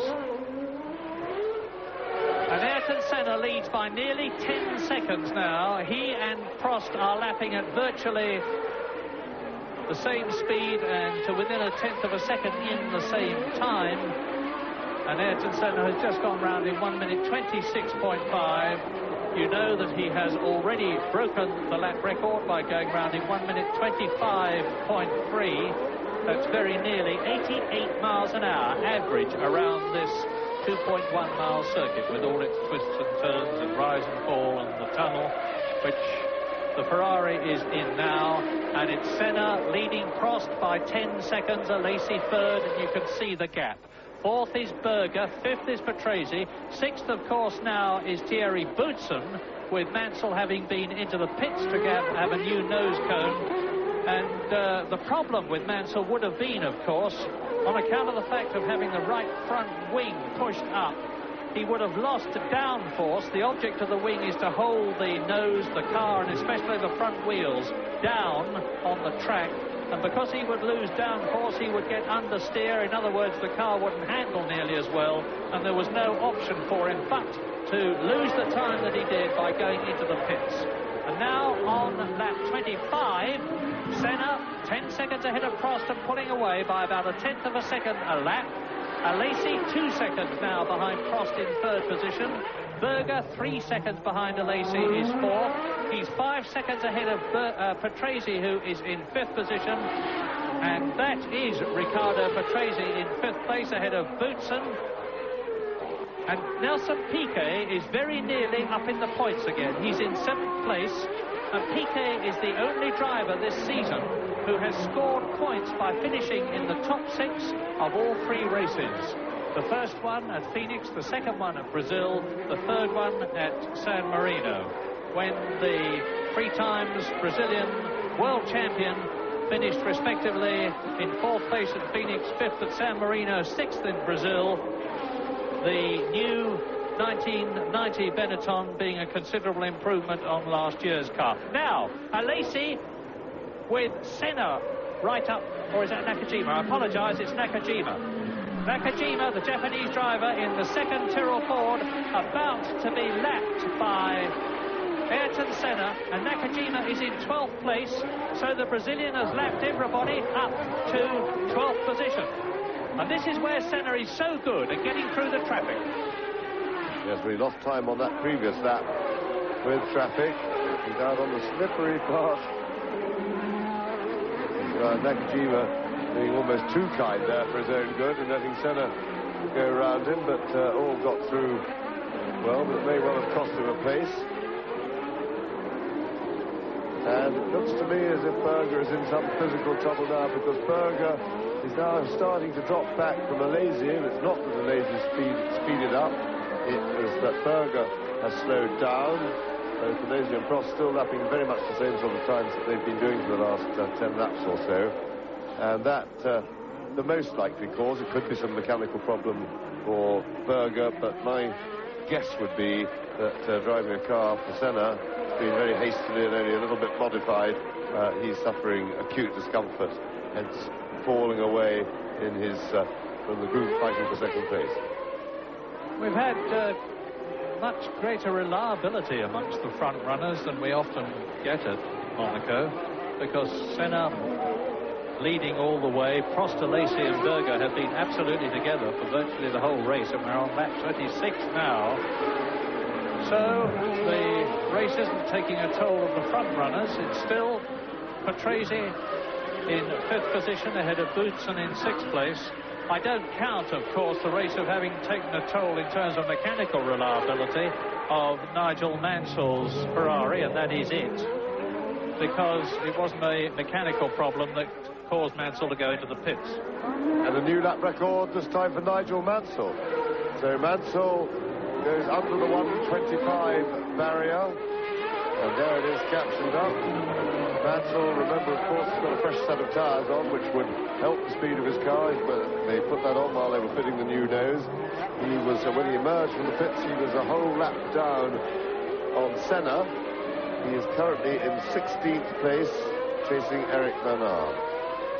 So Mansell really got not too much to do, but he still could finish in the points. This is still a long, long way to go. We're only about a third of the way through the race, or just over a third, or about a third, so there's plenty to go.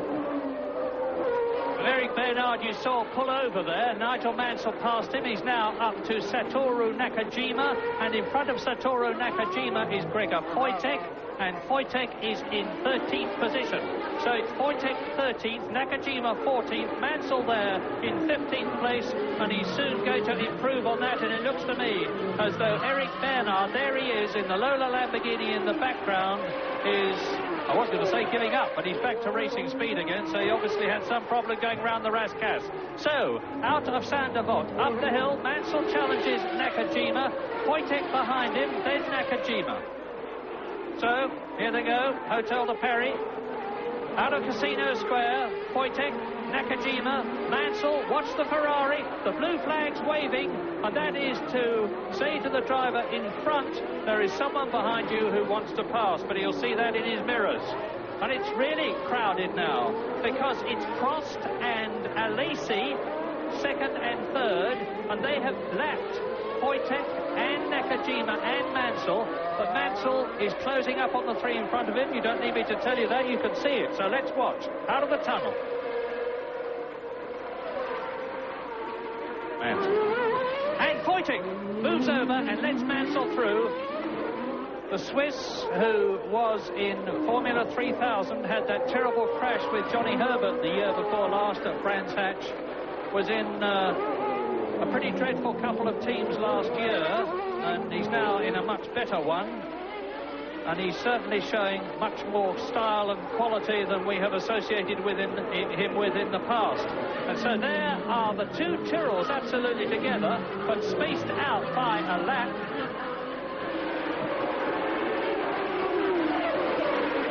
And you see the back, it's Nakajima. Now there is Prost, and Mansell is past Nakajima.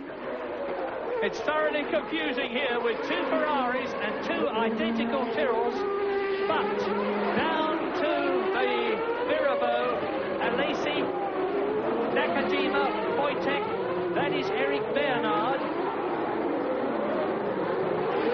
Round lows, and the race order then on this, the 29th lap, and it's getting very interesting indeed as Mansell closes up again. Is Ayrton Senna leading? The gap has come down between Senna and Prost from over 10 seconds to 7.6. There is Senna leading. Prost has closed up then, but that was probably because of traffic, and he may well drop back again.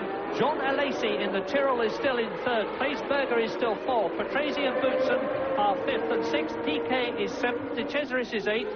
Warwick is in ninth position, and Ayrton Senna is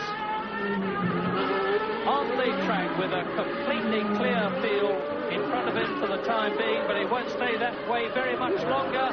Prost and Mansell very close together on the circuit, separated by a full lap. Prost is now 8.9 seconds. There he is in second place behind Senna. And Mansell is past Nakajima. So Nigel Mansell is now up to 13th position. He's passed Nakajima, he passed Poitek, he passed Bernard on that lap. He's just gone round in 1 minute 26.1, which is actually 9/10 of a second slower than Ayrton Senna. But of course, he passed three people in the process. And there in the sole footwork arrows, Alex Caffey, the Italian driver, has got Prost behind him. Mansell behind him, I'm sorry. Caffey is in 12th position.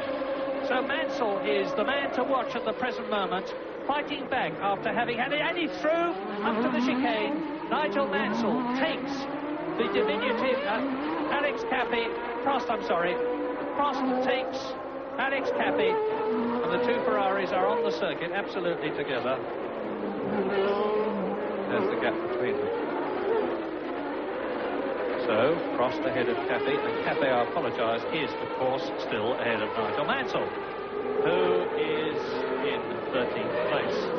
But with Prost having taken Caffey without much of a problem, Nigel Mansell will probably do it even quicker because he's on much newer tyres.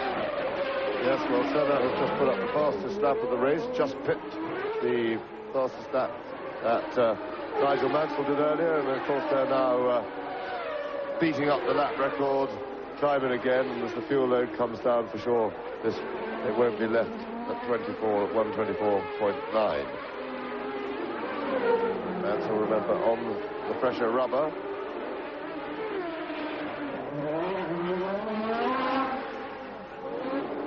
Lap 30, here is the order. Here are the gaps. Ayrton Senna, new lap record holder, 1 minute 24.9, which is 6/10 of a second faster than Alain Prost 1989 lap record, is now 11.6 seconds ahead of Alain Prost, so it was traffic. Alesi is still third, 3 seconds behind Prost. Berger is still fourth, 6 seconds behind Alesi. Patrese is 4 seconds in 5th position behind Berger. Boutsen is 9 seconds in 6th place behind Patrese. 7th is Piquet, almost in the points. 8th is De Cesaris. 9th is Derek Warwick in the Lotus. 10th is Philippe Alliot in the Ligier. 11th is Paolo Barilla in the Minardi. 12th is Capelli, and look at Boutsen. There is Boutsen, and behind him is Nelson Piquet. So, Nelson Piquet, the veteran, 3 times world champion, number 20 in the green and red Benetton. 3 times a point scorer this season, and there is Alain Prost in the pits. Now, it looks to me from the relaxed attitude as though his race is over. Indeed it is. Alain Prost is out of 2nd position. I don't know what the problem is. Hopefully we'll be able to tell you. But Ferrari look as though they have shot their bolt with 4 times Monaco Grand Prix winner Alain Prost out. That means to say that now Alesi is up into 2nd place, 17.5 seconds behind Ayrton Senna, who can really now, metaphorically speaking, and you watch him, coast home to his 3rd Monaco Grand Prix victory in 4 years. But Berger now will be aiming for that 2nd place to make it a 1st and a 2nd for McLaren. Patrese is up to 4th. Boutsen is up to 5th. Piquet is now in the points again, as he was at Phoenix and Brazil and San Marino. He is in 6th position. De Cesaris is 7th. Warwick is 8th. Senna has lapped everybody up to the 9th position man, and in 10th position it is Philippe Alliot. So Ayrton Senna has once again, as he has so very often been in the past, proved himself to be the class of the field, the thinking man's Grand Prix driver, who devotes his whole being and existence to doing well in Grand Prix racing, and how he succeeds. That was a very interesting shot of Ayrton Senna there, because he was only using half the road coming out of the Casino Square. And with a comfortable lead of just on 19 seconds, he can well afford to do it. What he appeared to be doing there was avoiding the big bumps that are over on the when you use the full racing line out of the Casino Square. There's a couple of big bumps, but by going only as far as the middle of the road, he avoided that, and that, I'm sure, was a technique to save the car from undue and unnecessary stress. So Senna undoubtedly driving well within himself, and there's the camera that looks at his head. We don't get much of an accurate impression of the expression on his face through that dark visor.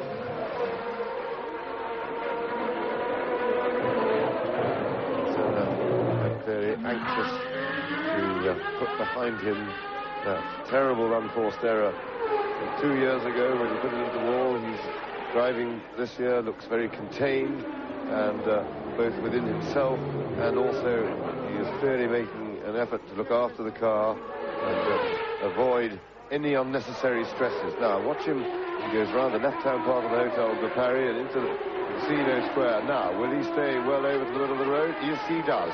You see, once again, he used a little bit more road than the previous lap, but still by no means going right out to the big bumps. Well, as you watch Ayrton Senna, I can tell you what his problem was when he went out of the lead in the San Marino Grand Prix. And it really is a boy's own paper story, because believe it or not, a very, very small stone somehow wedged itself between the brake caliper and the wheel rim, and it literally acted as a lathe and machined the rim off the wheel. So it's not at all surprising that Ayrton Senna's tyre went flat, because the wheel had collapsed. And that's the sort of thing that can happen in Grand Prix racing that not even the most brilliant design can foresee. You're looking now at the Williams, or at the Ligier of, I'm just checking, and coming, it's either Philippe Alliot or Larini, and he's about to be caught by Jean Alesi, who is now in second position, and that is Piquet off the circuit, and that's tragic for him, because he was right up to Thierry Boutsen. He spun at lows just as he did last year. Now, last year he was trying to be taken, and there he is, Piquet going through, and he was trying at this point last year to avoid De Cesaris, and he didn't. Looked like there was damage to the car now, because the front wing, the right front wing is missing, and that right front wheel we saw locked. Now that means the suspension is probably a bit bent, so because the wheel was off the ground as he braked then. But Piquet will be out of the race anyway, because under new regulations devised following the Japanese Grand Prix fiasco last year with the Senna and Prost incident, the rule has now sensibly been written that anybody who needs a push to restart the car from a dangerous place will be automatically disqualified from the race, and I think that's not quite enough, but it's an improvement, because the rule should read that if anybody has a car push started for whatever reason receives outside assistance, they are disqualified from the race without any question. And that, of course, will couple of things, so there's no argument, but at least that's better. Now Piquet going for the pits, but I'm sure he'll be told that he's not in the race anymore anyway. Well, we'll see. It's the right front wing that's missing. Once again, the car goes up on the jacks, and once again, as an automatic procedure, his tyres are replaced. It's going to take more than the 10 seconds that it will take to replace the tyres for them to deal with the nose cone problem. And now it is Ayrton Senna constantly increasing his lead. We're on lap 35 now, which is nearly halfway in this 78th lap race. As you watch the Ligier, the Minardi, and it spins! And that's the Minardi of, I think, Paolo Barilla. And Berger goes through, and that is Riccardo Patrese, and the second Tyrrell going through. And of course, the car spun there, and Nelson Piquet sitting very composed, tremendously experienced driver. This is his 176th Grand Prix race order on lap 36. Senna now leading Alesi by 23 seconds and lapping faster than the Tyrrell. But Alesi is still 3 seconds. Watch the spin again. Yes, that looks just like a little bit of over-enthusiasm with the throttle pedal, booting it a bit too hard, but very convenient. That was Barilla. Very convenient for Gerhard Berger, because he was fighting his way through that traffic, and he was able, of course, that saved him making up a place. Well, Berger is 3.8 seconds behind Alesi. That is the Frenchman in his Tyrrell Ford. And this is the man who has really astoundingly made his mark on Grand Prix racing in 1990, because he refused to give way to Ayrton Senna in the first Grand Prix of the year at Phoenix. Having been passed by Senna, he arrogantly, as a new boy, repassed the Brazilian, took the lead and held it for a long time to finish second in the Phoenix Grand Prix, the first of the year. And Alesi is still in fifth position in the World Championship, headed by Ayrton Senna, of course, who is 1 point ahead of Prost and Berger, or was when this race began, but it'll be different at the end of it, because Berger in the background there, third at Monaco, second in the World Championship, will score points here, whereas Alain Prost, that is if he finishes, of course, whereas Alain Prost will not, because he's already out of the race. And it is now lap 37. Senna leads by 22 seconds. Alesi is lapping faster than the Brazilian. Berger is in third position, 5 seconds behind Alesi. Patrese is in fourth place. Boutsen is in fifth position. We're riding with Berger as he goes round the 48, which is where Senna went off in 1988. Into the tunnel, 160 miles an hour. Berger, and we've said this many times before, but it's worth saying again, that he's in a car that was set up, this is the spare McLaren, and it was set up for Ayrton Senna, whose build is very different to that of Gerhard Berger, and the Austrian may well be in considerable discomfort. Well, in accordance with the new rules that I mentioned earlier, if you watch the battle for second place, because Berger's still got Alesi very much in his sights, Piquet's gone back out of the circuit and was immediately black flagged for receiving outside assistance. So the authorities have clamped straight down, enforced that new rule. And Berger has pulled a second on Alesi, and it doesn't matter how much it hurts, because a new lease of life for Gerhard Berger. He's just put up his fastest lap of the race. So on lap 37, he's managed to find something. Whether he's in agony and whether he'll be able to sustain that sort of speed remains to be seen. But the pain is certainly eased when you've got another car in sight in front, because that really focuses your mind on that thing and takes away all the thoughts of the pain.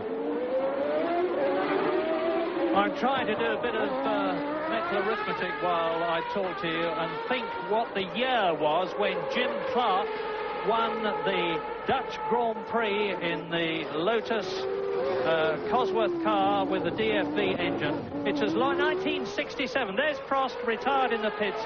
It's 1967 when the engine that Alesi is using at the moment was originally designed. And it's still going strong. The Cosworth V8, it's admittedly a revised version, the DFR, but Alesi in the V8-powered Tyrrell is keeping ahead of Berger there, third position in the latest McLaren with the latest V10 Honda engine, and it's a superb achievement by the Frenchman. Is he going to be able to stay there for the rest of the race? Well, he's 20... And that is Nakajima, that is not Alesi. Nakajima, and he spin turns the Tyrrell by giving it a welly of full power. He's in the swimming pool section, and the race order now, lap 39, 78-lap race as you watched here. Boutsen, Senna leading Alesi by 22 seconds, and Nakajima is staggering into the pits in his Tyrrell Ford.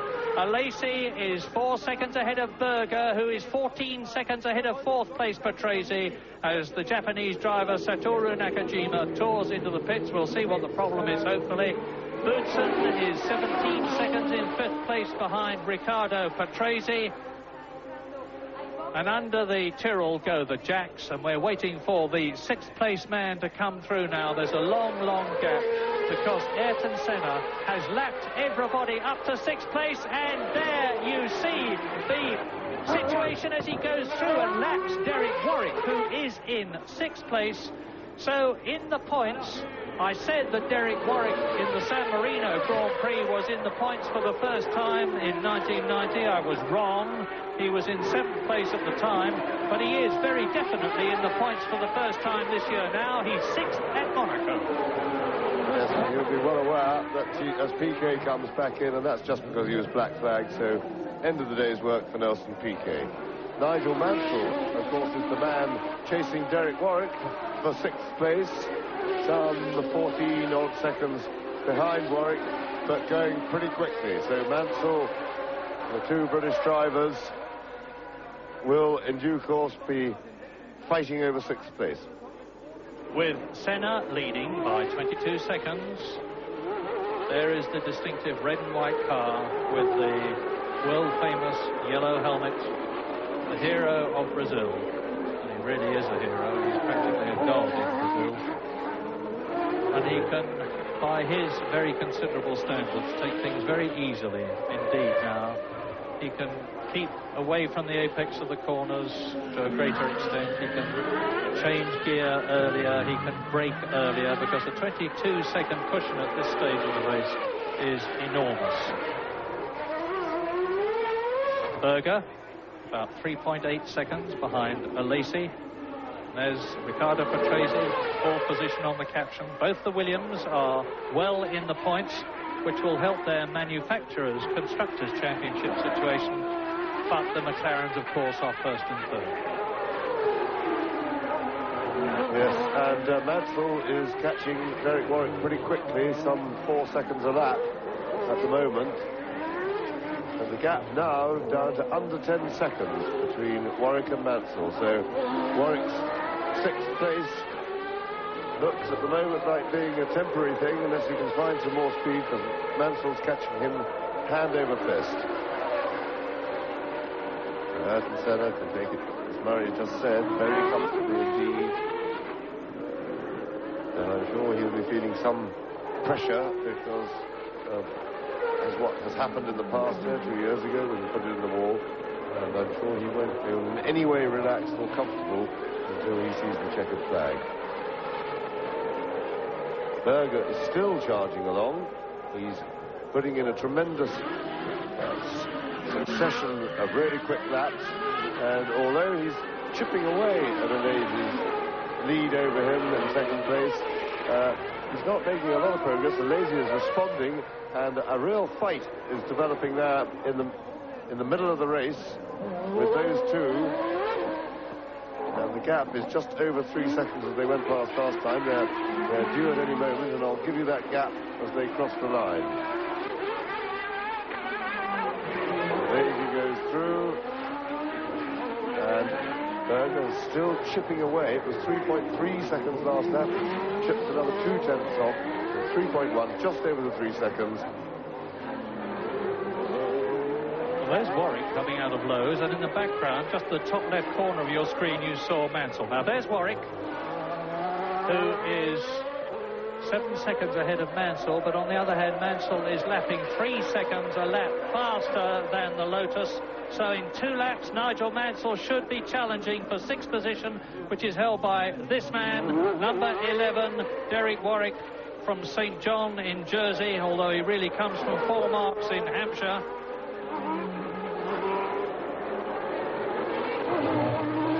And the Lamborghini engine has been going extremely well. It's only the first season that Lotus have used the V12, compared with the 2nd season for the Lola Lamborghini team of Gerard Larousse.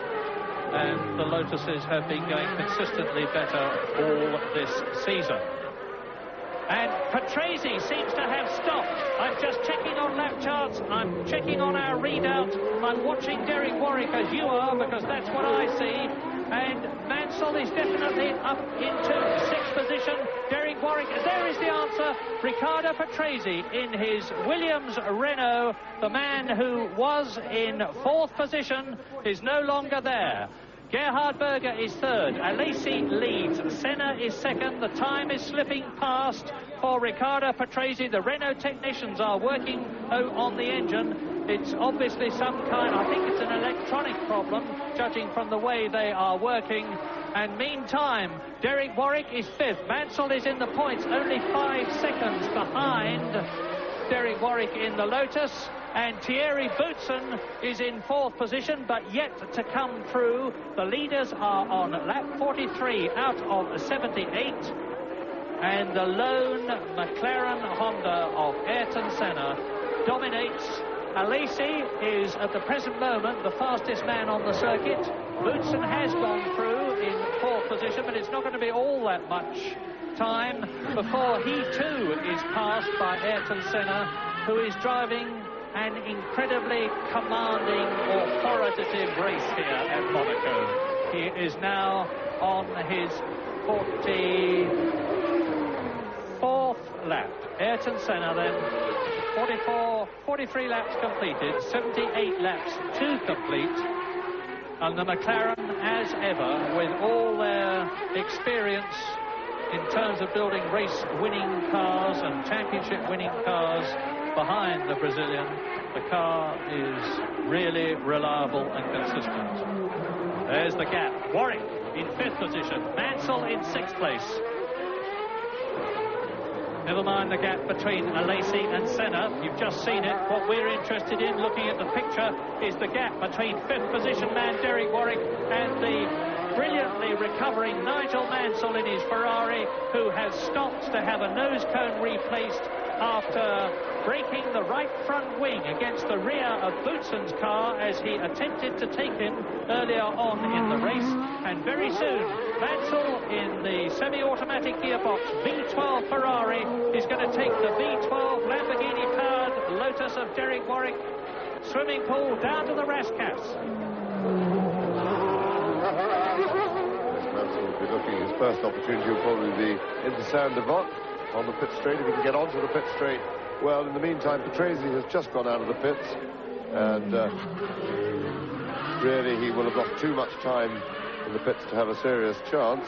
And Mansell ducking out alongside the Lotus Lamborghini, but failed to find a way round. He had a look at both sides, in fact. Went to the left first, then went to the right.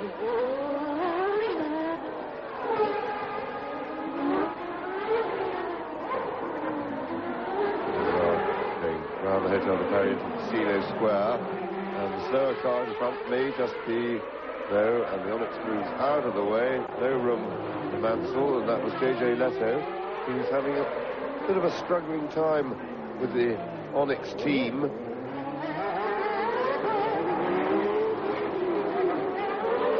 Now Mansell, one of the places he's favoured for passing has been into the chicane, but he may be a bit more circumspect now, because that cost him the pit stop, that when he damaged the front wing.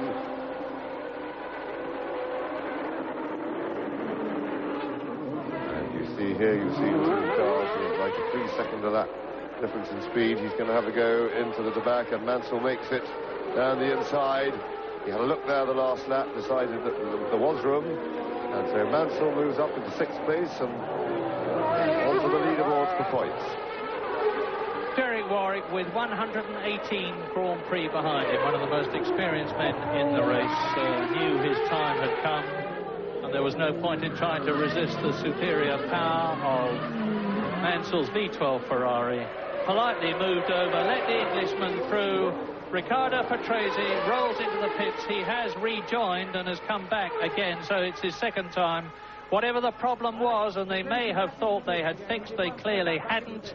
And now we are on lap 46. Senna leads Alesi by 20.5 seconds. Berger is 2.5 seconds behind the Frenchman's Tyrrell. Boutsen is 4th, almost lapped by Senna.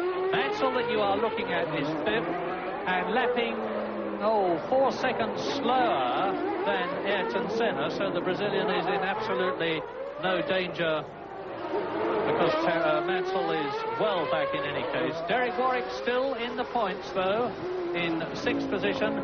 Philippe Alliot in the Ligier. We're riding with Berger, who is getting closer to Jean Alesi as we go back with picture breakup to Riccardo Patrese sitting in the pits. But Berger is now making a challenge. This is Senna out of Rascasse up into the start and finish area. And at this point, he'll be doing about 160 miles an hour. Alain Prost consulting in the Ferrari pit. Meantime, Senna is round Saint-Devote, up the hill into Casino Square again. And still Gerhard Berger trying away in third place to cut that gap down with Jean Alesi. And in fact, he's just on the previous lap put up his fastest lap of the race to bring the gap down to some 2.5 seconds. And still, he's closer still now with Alesi. Not a very quick lap, maybe with a bit of traffic. Just 1.7 seconds now between Berger and Alesi. However, there is a big question mark over Berger's comfort in the car, particularly the spare tire set up for Senna. And if he is in physical trouble, it'll be that much more difficult for him to be able to attack Alesi when he gets to him. First of all, the restricted movement that he has in the cockpit, the limit thereby limiting his ability to really chuck the car around.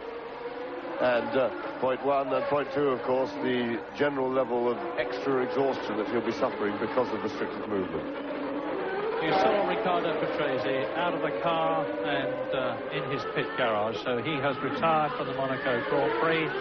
Boutsen then consolidates his 4th position, and Ayrton Senna is lapping at about 1 minute 25.6. Riccardo Patrese, helmet off, sadly reflecting on how fortunes can change. The last Grand Prix he won at San Marino, and this one he is out of the race. And as I guessed, it is some sort, and this is official, of electronic problem in the ancillaries are attached to the Renault V10 engine, which has taken him out. No such problem with the V10 Honda engine of Ayrton Senna's leading McLaren on lap 48 now. 30 laps to go, including the one he's on. That's still a long way, but the one thing that we do not expect from McLaren is mechanical unreliability, or for Honda. Prost, Ferrari pit. Senna leading by 23 seconds. Alesi just 2 seconds ahead of Gerhard Berger. That's the real scrap at the moment. Boutsen is about to be lapped by Senna. You saw the Williams and the McLaren together in the same shot for a moment. You see them again. Boutsen in 4th place, the Belgian driver. 3rd in Phoenix, 5th in Brazil. And Boutsen is 6th equal in the championship with Nelson Piquet, who has long since been black flagged for breaking the new regulations here at Monaco, and is therefore going to score no World Championship points this race, unlike the previous 3 of 1990. Boutsen accelerates out of Saint-Devote, up the hill with the harbour on his right, round the Hotel de Paris, into Casino Square, past the Massenet and the casino itself, down the hill. And if there's one thing a Grand Prix driver wants at this stage of the race, when he has done 47 laps at Monaco, it's a drink, and that's what Patrese gets, as absolutely effortlessly as Boutsen moves over. Senna, who is his great personal friend, goes through to lap the Belgian. And only Ayrton Senna and Jean Alesi and Gerhard Berger are now on the same lap after 48 laps. Patrick Head on the left, the designer of the Williams Renault, talks to Riccardo Patrese about whatever the problem was. Great mutual respect between those two. And Ayrton Senna goes round the swimming pool complex again. This is a comparatively new part of the Monaco circuit. They used to go along the top road, which Senna is approaching now, round the Rascasse, the right-hander, which in turn leads into the pit lane, where he's going down it, but he's not, because he's going through now to complete lap 50. And unless I am very much mistaken, Ayrton Senna is now definitely mentally chalking up his 3rd Monaco Grand Prix victory in 4 years, having won in the Lotus with the active suspension in 1987, having so very nearly won in 1988 when he allowed the pressure of the fact that Alain Prost had moved up into 2nd position to get to him, and he drove into the Monaco at the Portier to lose the race. He made no mistake in 1989, and he's certainly making no mistake in 1990, and Berger has now got Jean Alesi well within his sights, because we're with the 3rd place man of car of Gerhard Berger as he drops down to the Mirabeau. He's getting closer and closer to the Tyrrell Ford of Jean Alesi, who is either getting tired or his tyres are, because I think very soon it's going to be the old story of McLaren first and second. Yes, certainly these two. This is the race within the race at the moment. The battle for second place. It's taken Berger quite a long time to get this close to Alesi. And in fact, although I would say that Alesi's tyres are still okay, because it's not so much that he's lapping any slower, that Berger's found just a little bit more speed. And really the problem, the question is whether Berger is in good enough physical shape to sustain this attack, because this is where it becomes even more physically exhausting than just driving on your own, is when you're very close to another car, much higher level of concentration with reduced visibility, the buffeting you get from the air, the turbulence created in the wind from the car in front, plus the fact that through the hole in the air in the corners, your car doesn't get as much grip because the wings aren't working as well, so the car jumps around more. So in every way, it's probably twice as hard work to drive that close to another car than to drop it back 2 seconds and follow from there. So Berger now got him in close-up. He's been having a good look, and this is a tremendous view from the onboard camera. You see the inside front wheel as he goes light, just grabbing and locking on the brakes. Also, you get a very good impression when they come out onto the start-finish straight of the acceleration of these cars, because Alesi gets the drop first and he positively rockets away from Berger, despite the fact that Berger's got 3.5 litres and 700 horsepower coming out of the Honda from behind him. He doesn't get on the accelerator first, and that's the difference it makes.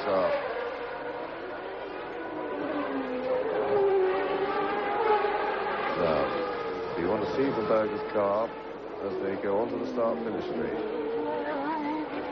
We had a good view of that on the previous lap.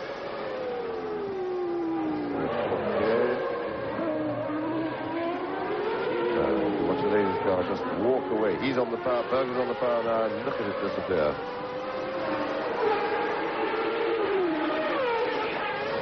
So these two locked in combat. Unfortunately for us at the moment, for the purity of the race, they've been several laps without being molested by slower cars that they've had to lap.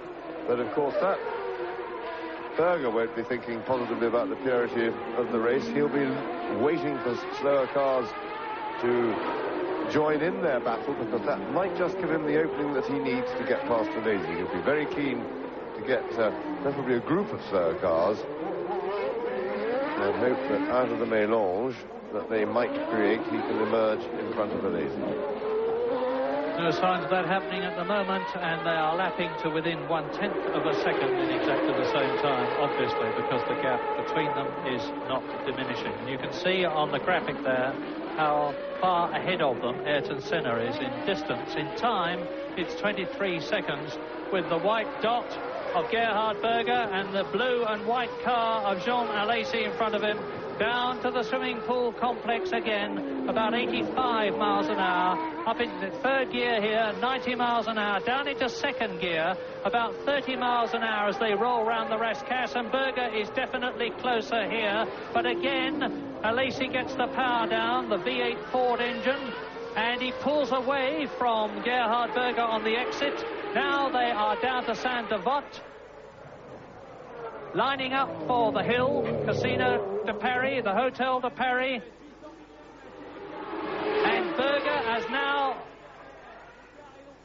got the McLaren in a situation where before very much longer he's going to have the rear wing, the front wing, and you'll notice they've got new trim tabs on the McLaren front wing to provide the best possible aerodynamics and downforce here at Monaco. And we're now getting another race developing, because Nigel Mansell has caught right up on Thierry Boutsen. Mansell charging through the field. We stay quite rightly with the big battle for second place, but we've now got a battle for second. We've also got a battle for fourth place being joined. And this comes at a good time. We are exactly 2/3 distance of the race completed. With half the entry disappearing, or disappeared.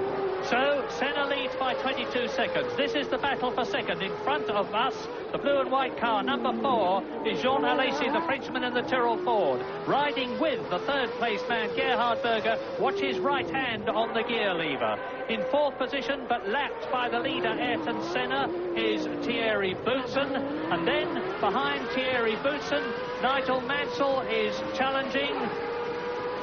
And behind him, of course, Derek Warwick. Nigel Mansell is only 0.3 of a second now behind Thierry Boutsen. There could be a change for fourth position while we are back watching the battle for second between Alesi and Berger.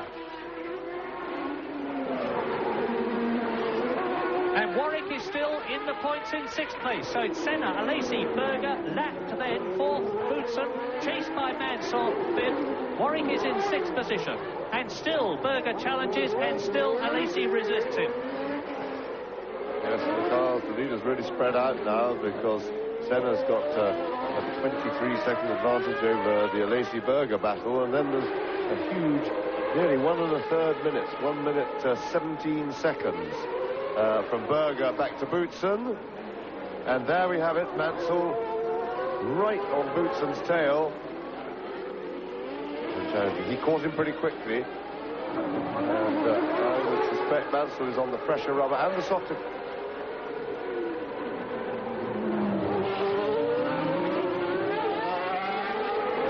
I'd be very surprised if Mansell can get past Boutsen on the start-finish straight into Saint-Devote, because the Renault engine is certainly an extremely good one. The car overall is good, so, and with the smooth and high level of power that the Renault has got, Mansell may have some trouble. He may have to muscle his way past Thierry Boutsen. Well, this is a stunning drive by Nigel Mansell, because he lost a whole lap to the leaders earlier on, and he's now the fastest man on the circuit. Right up with Thierry Boutsen, challenging for fourth position, being led by Ayrton Senna, with a gigantic battle just like this one going on between Alesi and Berger. Ahead of them for second position. Boutsen then into the tunnel. Mansell behind him. Coming out of the tunnel could be Mansell's chance. Well, I don't know whether Mansell saw it, but it looked to me like Boutsen rather was leaving him room to get past down the inside into the station hairpin there. So we'll see if Nigel clocked that, and if he has a go there the next lap. Certainly Boutsen stayed very much over the right-hand side of the road, down the hill from the Mirabeau to the station hairpin.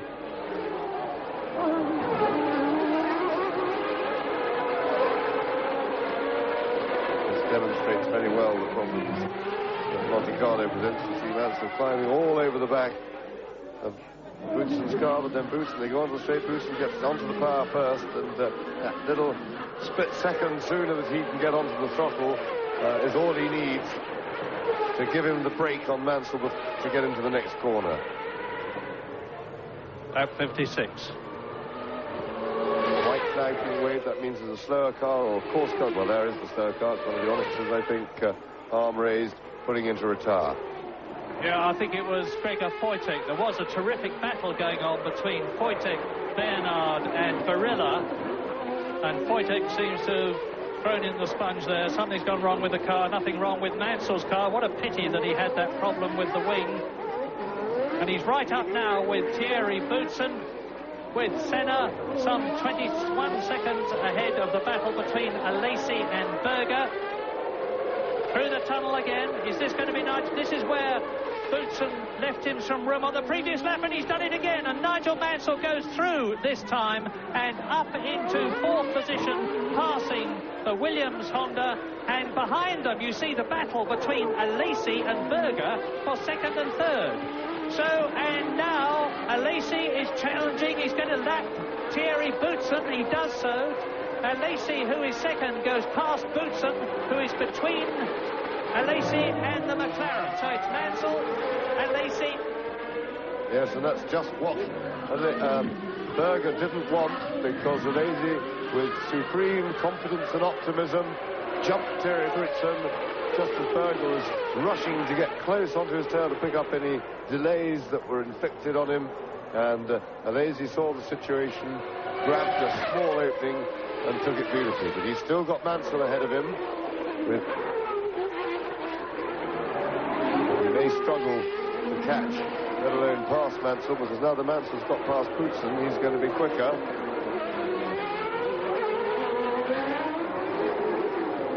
And what Gerhard Berger won't want is that Nigel Mansell can lap at just the sort of speed that helped pull the lazy round. Let's see, into the tunnel, Nigel Mansell, who is now fourth and practically a full lap behind in terms of race distance Jean Alesi, who is second, and just ahead of Gerhard Berger, who is third. We're riding with Berger. This is the new chicane. We're coming down to the back now. Alesi in front. Mansell is still in fourth position, ahead of the battle for second. Mansell in the Ferrari. There's Alesi, behind him Berger. Alesi is proving again to be a hero of a Grand Prix, just as he was at Phoenix, so is he here at Monaco. And Senna has gone round again, a new lap record, 1 minute 24.8, compared with the previous lap record which applied at the beginning of this race. Alain Prost in the McLaren, 1:25.5, and Berger is definitely inching up now. He's almost in a passing position. You can see the gearbox through the camera of Gerhard Berger's McLaren, of Alesi's Tyrrell, but not for much longer. It pulls away a bit. Mansell is staying well ahead of the battle now between Alesi second, Berger third. Into the Mirabeau, down round Lowe's hairpin, into the Portier, which is a second gear corner. Yes, and Mansell is pulling away a little bit, and Alesi should be using that as something to pull him along. I'm saying that's, of course, what Berger doesn't want, but it is exactly what Alesi does want. If he can have a car in sight of him that is capable of going a tiny bit quicker than him, as Mansell appears to be doing, because he's pulling away but a very small amount, that can help Alesi raise his game, also gives him a stimulus to see, which at this stage of the race is most important. Drivers are very, very tired, and anything that they can have to take their mind off how bad they feel, such as a fast Mansell ahead of one to focus on, is indeed a help. From now on, it is a real battle against exhaustion, as well as all the other problems faced with the drivers. And Berger, of course, with an uncomfortable cockpit, is putting on a pretty heroic display in third place and fighting for second. And Ayrton Senna is making sure that, unlike 1988, his concentration doesn't drop by lapping at lap record speed. He's now 25 seconds ahead of Alesi and Berger that you're looking at, second and third. Nigel Mansell is actually the second fastest man on the circuit. He's now the fastest man on the circuit. 1 minute 25.6 compared with Alesi, 1:25.8, who is therefore second fastest, and Senna is now third fastest because he's got a big cushion of nearly 25 seconds, and he can afford to relax, but not too much, as we know from 1988, when it was right there that he went into the barriers. But Berger is pushing, and Alesi is resisting, and Mansell is still fourth. Boutsen is fifth. Derek Warwick is still in the points in sixth position, as second and third come down into the Tabac. Alex Caffey in the Arrows is in seventh position. And as you can see, only Senna, Alesi and Berger are on the same lap. How much longer is it going to be before Ayrton Senna closes up on this battle? Well, quite a while, I should think. He's again gone round in lap record speed. 1 minute 24.68. Lapped everybody up to Berger in the background, who is third. And Mansell is lapping in 1:25.1, slower than Senna. Yes, and I think what Senna is doing at the moment is probably a very good thing for him, because he's had a pretty boring and lonely race out in the front, and by attacking the lap record and having a bit of fun, that should sharpen up his concentration. He should be less tired than the others, because he's had been able to drive with less than 100% of physical output, and but at the same time he will be mentally tired because he's had very little stimulation to keep him busy, to keep the brain busy. So he's now given it something to do by having a bit of fun at the lap record. And although a lot of people would say that this is why go so quick so late in the race, in fact, that is better to keep your concentration up sometimes than driving a couple of seconds off speed and nursing the car, because boredom kills any concentration. So back to the battle for second place. Still a bit of a stalemate, as you come to expect in Monaco, with the problems of overtaking on these overly narrow streets and this overly twisty but very famous circuit. Race order as you continue to watch the battle between Alesi in front, who is second, and our car, Gerhard Berger, who is third. Senna now leading by 26 seconds. Nigel Mansell is 1 minute and 21 seconds in fourth position, behind Ayrton Senna, who leads. In fifth position, it is Thierry Boutsen. In sixth position, it is still Derek Warwick. In seventh place, it is Alex Caffey. In eighth position, it is Gregor Wojtek. And in ninth position, it's Bernard. And now you see Ayrton Senna going through and taking Alex Caffey, number 10, the little Italian in the Arrows, whose teammate Michele Alboreto failed to qualify. And the Arrows team look as though they are in considerable trouble. They seem to be missing Ross Brawn, the designer, who went to Jaguar at the end of 1989 and is certainly making his name here. But Arrows are suffering. Only one car qualified, Alex Caffey. And Ayrton Senna goes through now to complete his 61st lap. 16 laps, including the one he is on to go. Lapping consistently, keeping up the pressure.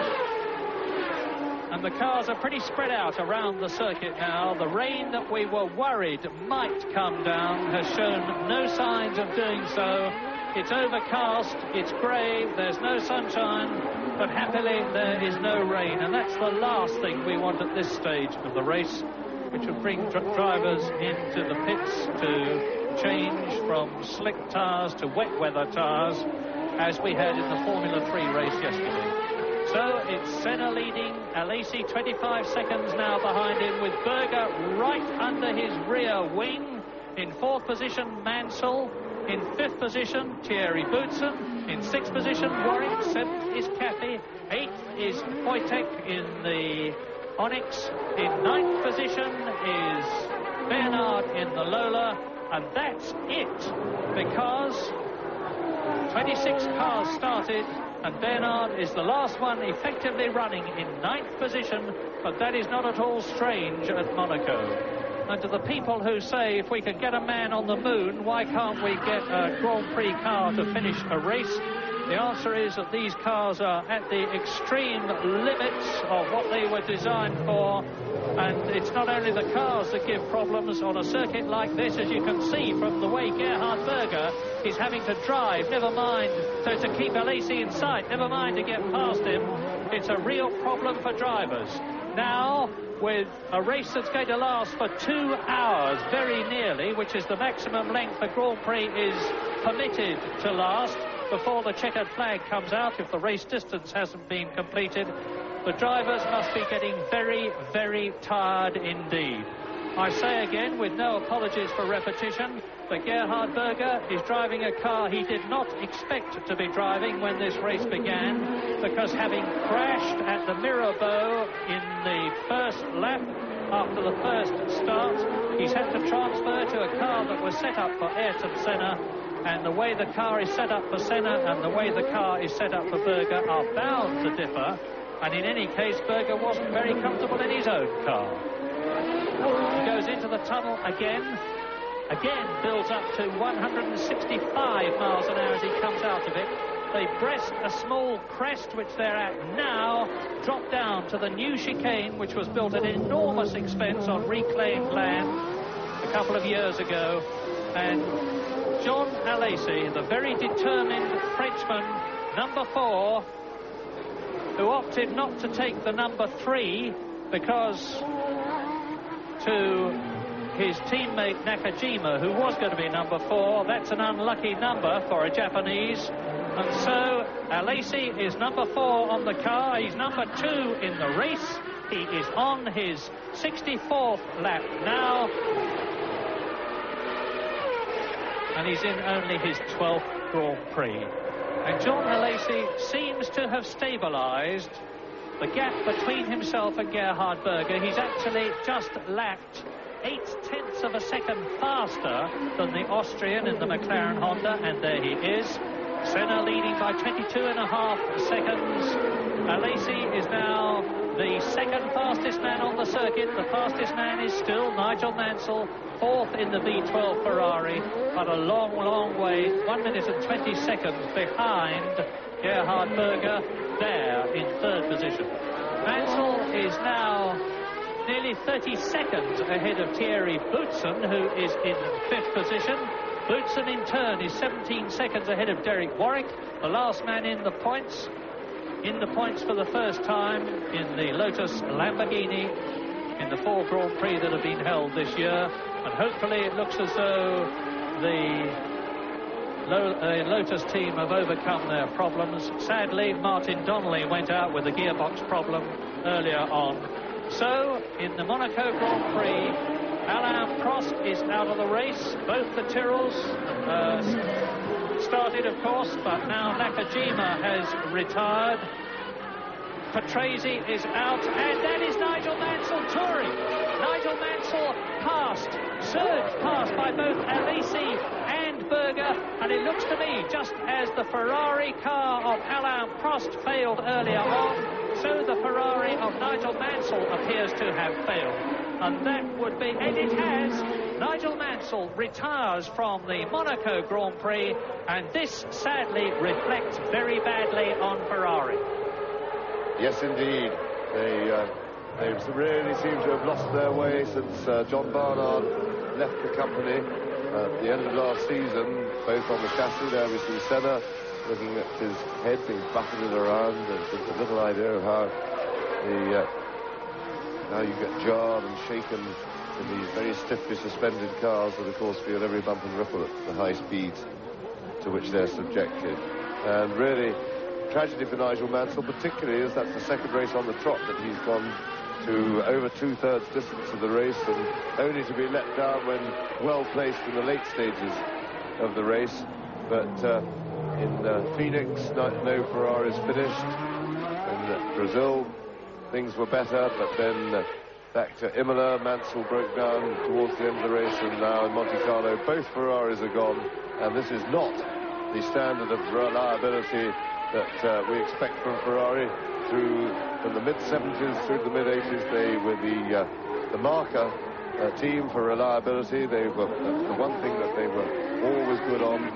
Their chassis weren't necessarily good, but their reliability was tremendous and their engines were tremendous. And now really it seems that they got the chassis right last year with Barnard present. They've lost their way this year, and they seem to be losing their way on everything at the moment. Yes, let's try and run through the retirements. Both Alain Prost and Nigel Mansell out as you watch the seemingly victorious Ayrton Senna on his way to his third Monaco Grand Prix victory. Satoru Nakajima out of the race. Riccardo Patrese is out. Both David Brabham and Modena are out. Warwick is in, but Donnelly is out. Capelli is out of the Monaco Grand Prix. Both Nannini and Piquet have long since disappeared, as have Pirro and De Cesaris and Martini. Larini is out, but his teammate Alio is now out as well. Both the McLarens, of course, are running significantly and not surprisingly in first and third position, because, as I have said several times already, the one thing that one does not associate McLaren with is unreliability. Aguri Suzuki in the Lola is out, and JJ Leto in the Monteverdi Onyx is out. In fact, it's now Senna leading on lap 66 out of 78. Alesi still second, still staving off the determined efforts as Ayrton Senna goes into the tunnel, a brightly lit tunnel this year, and out of it at 165 miles an hour. Alesi still staving off, and in fact pulling away slightly as Nigel Mansell walks in, wearily waves sadly to the crowd. He's almost back to the pit. And Nigel, who said earlier this year that he was going to drive for reliability and points finishes in 1990, must be wondering whether his career at Ferrari is going to go on very much longer. Mansell was 4th in Brazil. He retired at Phoenix. He retired at the San Marino Grand Prix at Imola. He's now retired at Monaco, so he's only had 1 finish in 4 races. This is slightly wind-up time for the drivers and their teams, because although this is only the 4th Grand Prix of the year, already we're hearing rumours about who is going where in 1990. There have been rumours that Mansell might return to Williams to drive with the Renault V10 engine behind him and therefore leave Ferrari, just as there have been rumours that Ayrton Senna, that you're looking at, might be going to Ferrari. There have also been rumours that Senna is putting about rumours that he's going to leave in order to increase his asking price for 1991.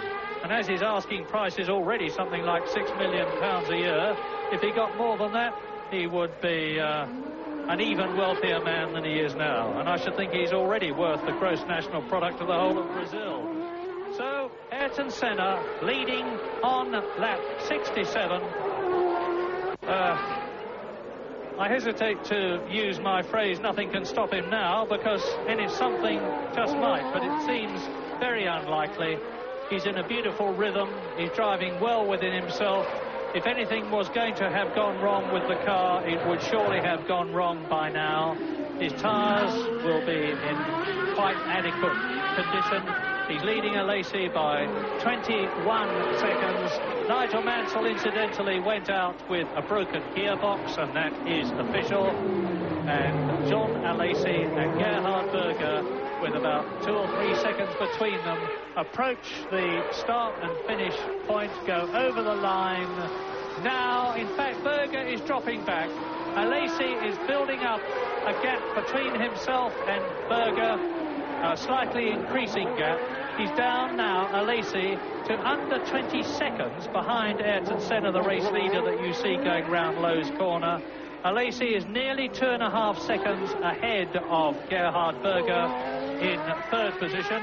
Of course, now up to 4th position, back to 4th position will come Thierry Boutsen, up to 5th position, by far his highest position this year, Derek Warwick, and lapped but in the points, good news for Arrows, Alex Caffey, the Italian, and that's Derek Warwick. Derek Warwick has spun and stalled. He's not going to be able to restart the car. This is yes, he is. And he's got to spin it right the way round again. He nearly collected the McLaren there. He's obviously got the engine running, and that was the McLaren of Ayrton Senna that he nearly collected. Well, Warwick's going to spin the car around. I think he's waiting for the marshals to give him the go so that he can safely... And meantime, things are happening all around the circuit because they're coming round the swimming pool absolutely full chat and blind and not able to see Derek Warwick. There are yellow flags waving, and we are now on the 70th lap. He must not go the wrong way round the circuit. And unless he can spin himself stationary around 360 degrees, I don't see how he can avoid doing that. If he does go the wrong way, he's going to be excluded. And knowing Derek Warwick, who is very quick thinking and very experienced, he will have realised that. And he will realise that he's got to give that Lamborghini engine a boot full of power and spin it round in the car's length. Meantime, lap 70. Senna is leading by a decreasing margin, 17.5 seconds. I have no doubt, well, very little doubt, I have no doubt that Ayrton Senna is pacing himself rather than in trouble. But Alesi is lapping now 2 seconds faster as number 11, the Lotus Lamborghini of Derek Warwick, is craned off. He's out of the race. Caffey is now 5th, and Foytik is up into 6th in the Onyx. First time points. Well, gesticulation there from Senna as he went by. That, I think, was to get the circuit cleared. And he certainly was trying to tell the marshals something. But in the meantime, Berger, who has been hanging in all the time with Alesi, they've been battling away over that second place. They came on some traffic. The gap was just over 2 seconds for some time, with Berger struggling to hold it, but keeping there. And now, with a bit of traffic, that's helped him get that little bit closer. Senna, of course, has cut his pace very comfortably. He can afford to cruise the line. He's I think a lot slower than Alesi and Berger, who, of course, are still locked in combat. But Senna, with plenty in hand, no problem. The gap now down to 14 seconds, but it only has to be 1 second or less even for him to take the 9 points. No prizes for winning the race by a long way.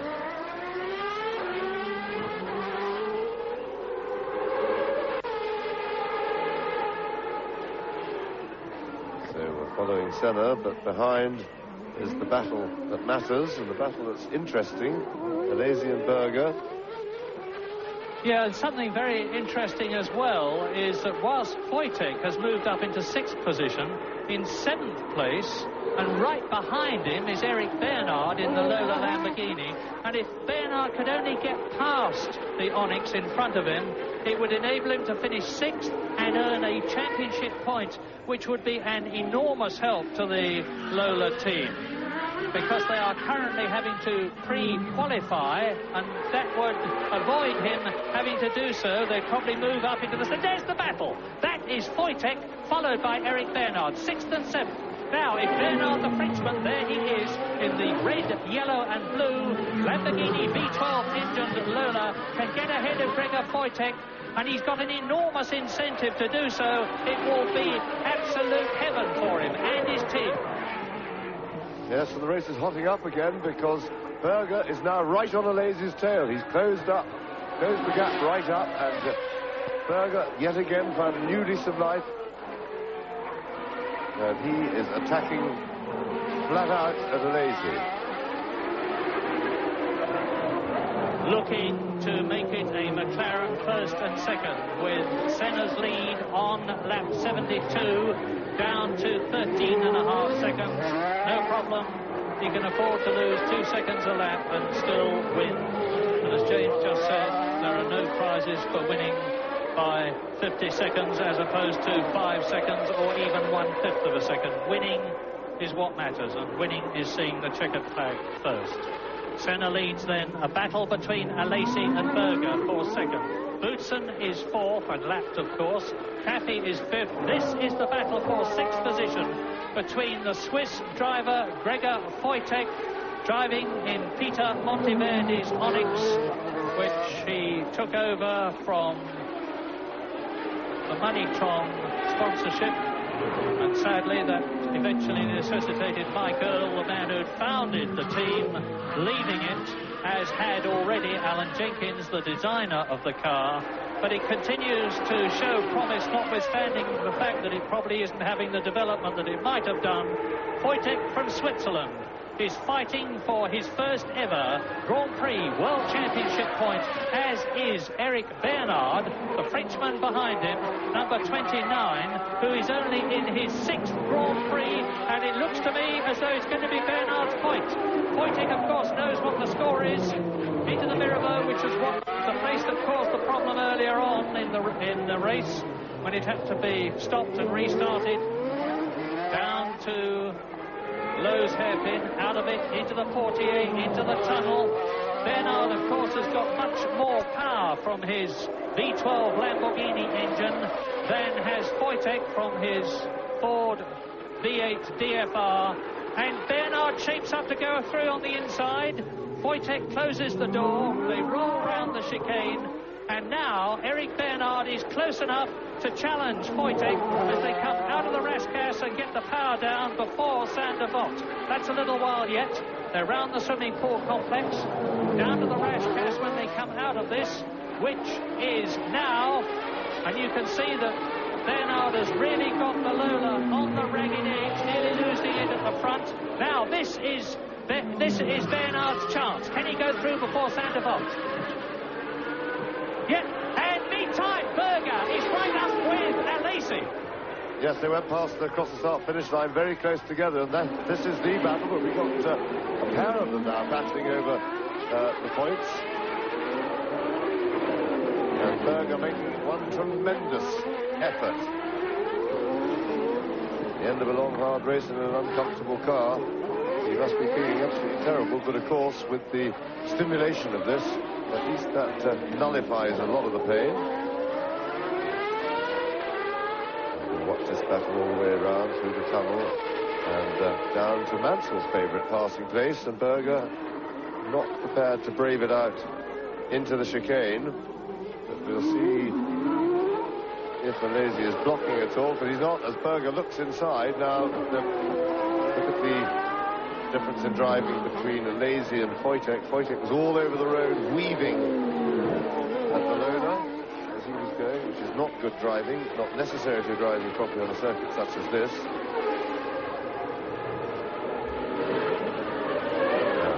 Last time over the start-finish line, Berger was challenging Alesi, not this time, and not close enough to challenge into Senna-Prost. Well, I say again, what an absolutely stunning race by 25-year-old Jean Alesi, who has withstood this pressure from Berger by lap after lap after lap without putting a wheel wrong, which is more than he did in the final half hour of practice this morning. He went off and smashed the left rear suspension of the same car that he is in now. Race order, incidentally, it's Senna is now only 11 seconds ahead of this battle, but he is on his 75th lap, so he's just playing it very coolly indeed. In fourth position is still Thierry Boutsen, fifth is still Cathy, and the battle for sixth and seventh still rages between Gregor Wojtek and Eric Bernard, as closely, in fact even closer, than this battle for second place between the high-nosed Tyrrell of Jean Alesi. Now, I'll tell you that Boutsen has just gone through to complete a lap, and you're looking at... He's in fourth position, and you can see that these two are nearly three-quarters a lap ahead of him as Berger has another look. There was no way he was going to get through there, but all the time, of course, Alesi is seeing this red and white shape bobbing about in first his right mirror and then his left mirror. He's got a bit of a gap, and he's all right as he comes up to Senna-Prost, because Berger is certainly not close enough. Senna is 10.7 seconds ahead now, and he's on his 76th lap with 3 to go, including the one he is on. It's going to be a close finish, but it's going to be a victory for Senna. Of that there seems no doubt, as Alesi and Berger come up to lap. Let us see. It's Cathy in the arrows, who is in fifth position, and Bernard is in sixth position. Eric Bernard has got ahead of Gregor Wojtek up into sixth position and up into the points. And the two cars touched each other at the Jet de Port as they went through. But it's Bernard in the points for the first time in his short Grand Prix career, and Gerard Larousse of Lola will be biting his lip with worry, because he desperately needs that point to avoid pre-qualification in the second half of the championship series after Britain. And Alesi has still got Cathy in front of him, and this could help Berger. Yes, Berger dropped back a little bit. He needs to be right on his tail to take advantage of any problems that Cathy can cause to Alesi. Now, Berger needed to be a bit closer. In the meantime, I think the resolution of the battle between Bernard and at least Cathy allows both cars to go through. So they get through cleanly, but nothing has changed. And the battle with Bernard and Wojtek, I think, was resolved in a fair way. I didn't like the way that Wojtek was weaving all over the road at all, because he was making it impossible, difficult enough to pass anyway, without the driver in front being dangerous. And I think that what happened, the cars collided as he weaved, and fortunately for Bernard, he stayed on the road, and Wojtek now seems to have disappeared off the leaderboard. So I think that must have put him out of the race. We didn't actually see it. Well, my goodness, we're seeing this. This is lap 77 for race leader Ayrton Senna. He's about to come through and start his last and victorious lap of the 1990 Monaco Grand Prix to make it 3 wins in 4 years. The first one in the Lotus the second one in the McLaren, and the third one in the McLaren. He's still got this lap to do, admittedly, and you can't count chickens before they're hatched, but it would seem that the beak of the Ayrton Senna chicken is pushing its way through the shell now as he starts his last lap. But the gap is down to only 7.8 seconds. Surely there is nothing wrong with Senna, because Alesi and Berger are gaining hand. Look at this. This is Senna, and within sight of him are Alesi and Berger, first, second and third in the same shot. Now surely Senna is not playing it so cool that he's going to allow them to close right. My goodness, this is unbelievable, because Alesi has just gone round 4 seconds faster than Ayrton Senna. This is the last lap of the Monaco Grand Prix, and it seems that Senna may be in trouble. He's entering the tunnel for the last time. I don't think he can be in trouble, but you can see how close a finish it's going to be. And if Senna is in fact just spinning it out to enthrall people, my goodness, he is succeeding, because Senna leads at the last chicane. He's got to go round the back, and Berger is challenging Alesi. We haven't had a finish like this for a long, long time. First, second and third in the same picture on the last lap as Ayrton Senna comes out of the swimming pool complex.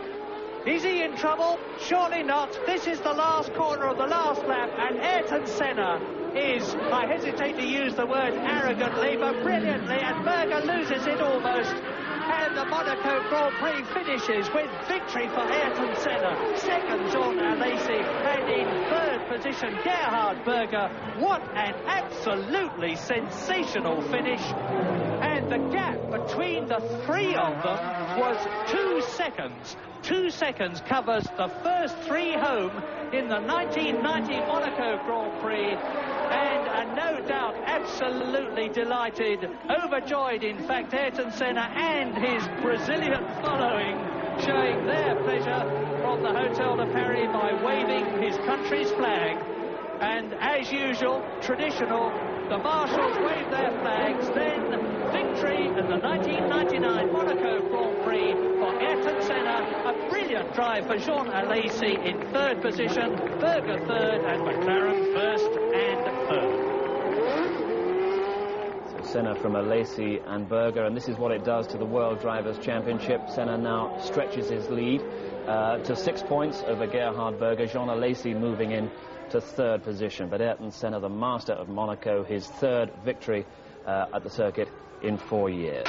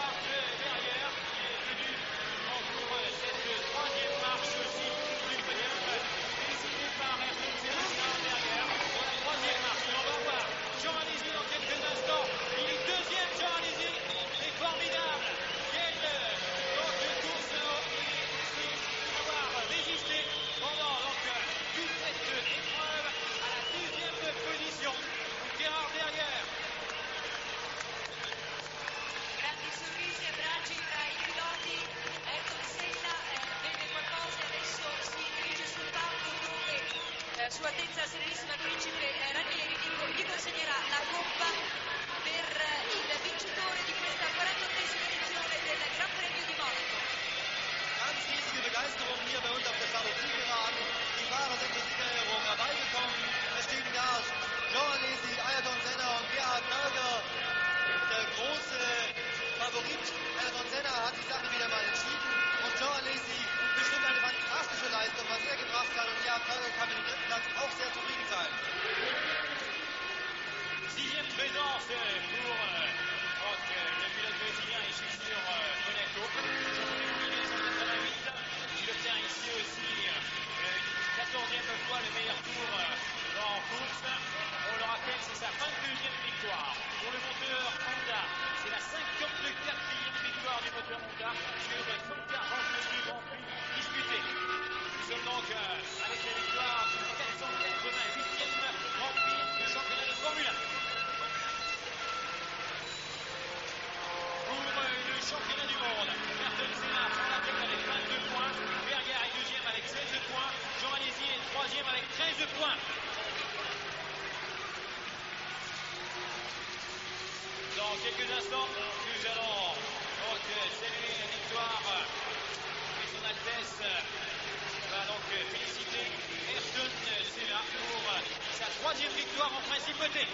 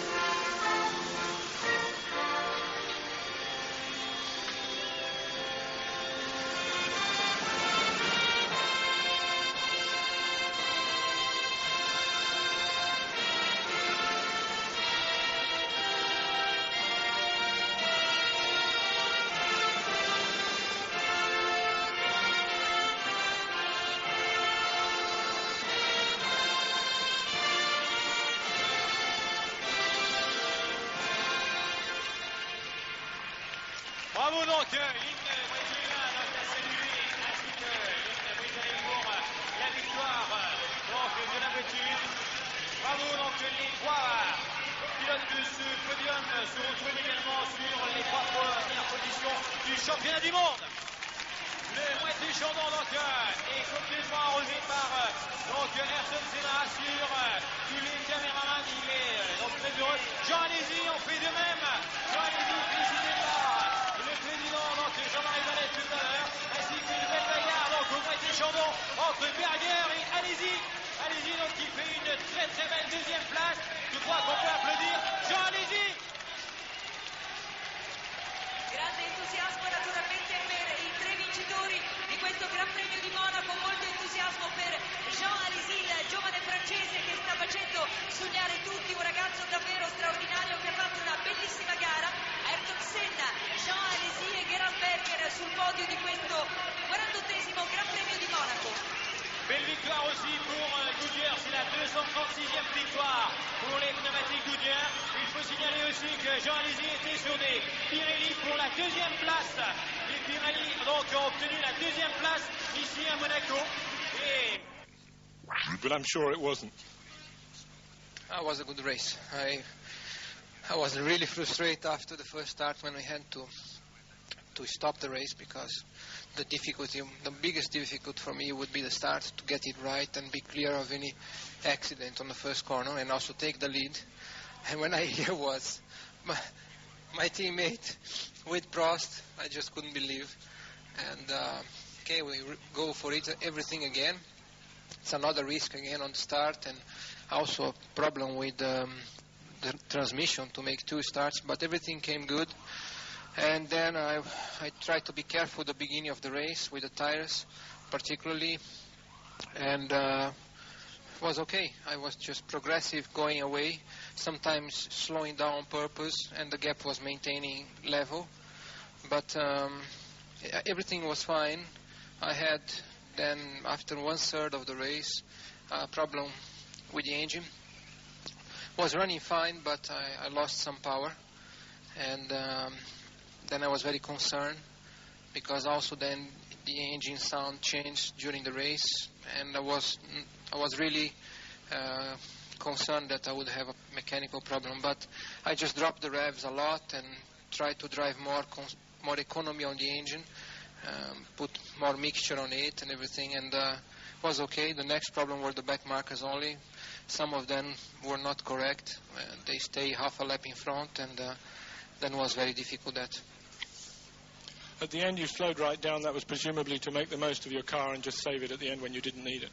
Well, the problem is, after you slow down a little bit, you lose your optimum pressure, tire pressures, and the car start to be a little bit funny to drive.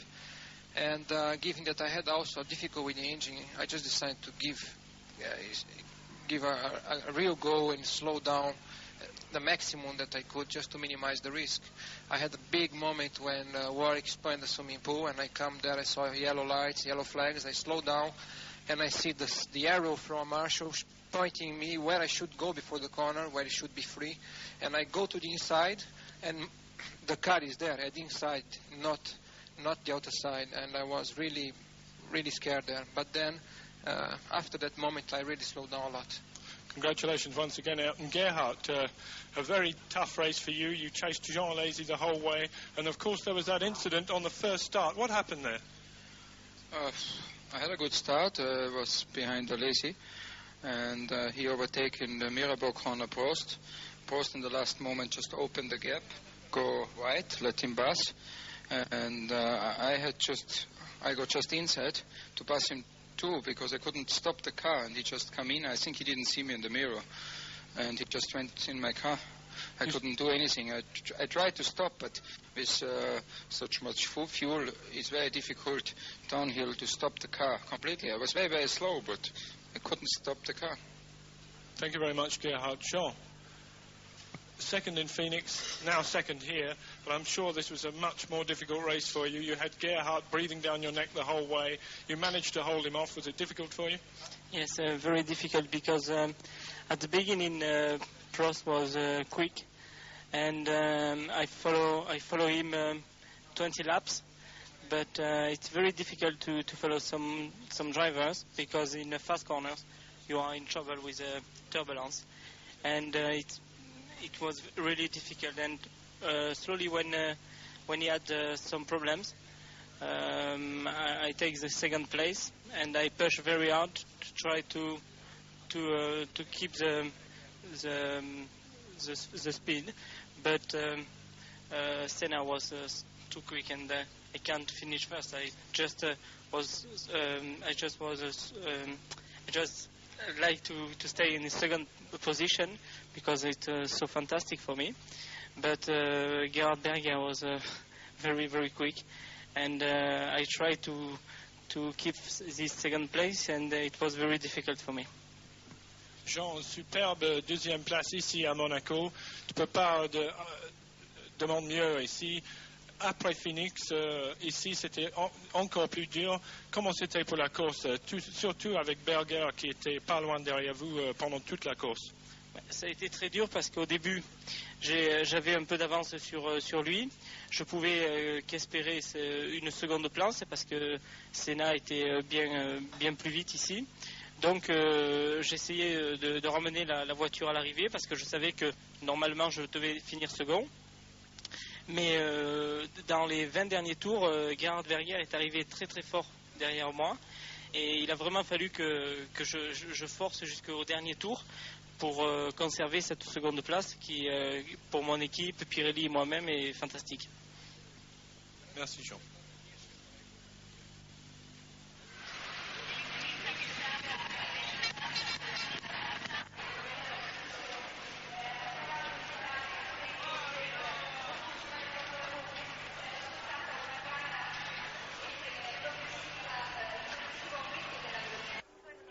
After the usual race of attrition. Ayrton Senna wins his third Monaco Grand Prix. A brilliant second, Jean Alesi, just staving off Gerhard Berger. Fourth, Thierry Boutsen. Fifth, Alex Cathy. And sixth, scoring his first World Championship points, Eric Bernard. Now, Ayrton Senna leads the World Championship from Gerhard Berger by 6 points, with Jean Alesi in third position ahead of Alain Prost. And in fifth place, a tie between Riccardo Patrese and Thierry Boutsen. McLaren are now 20 points ahead of Williams in the Constructors' Championship. Ferrari are third, Tyrrell are fourth, and Benetton are fifth. And in 2 weeks' time, the World Championship scene crosses the Atlantic for the Canadian Grand Prix.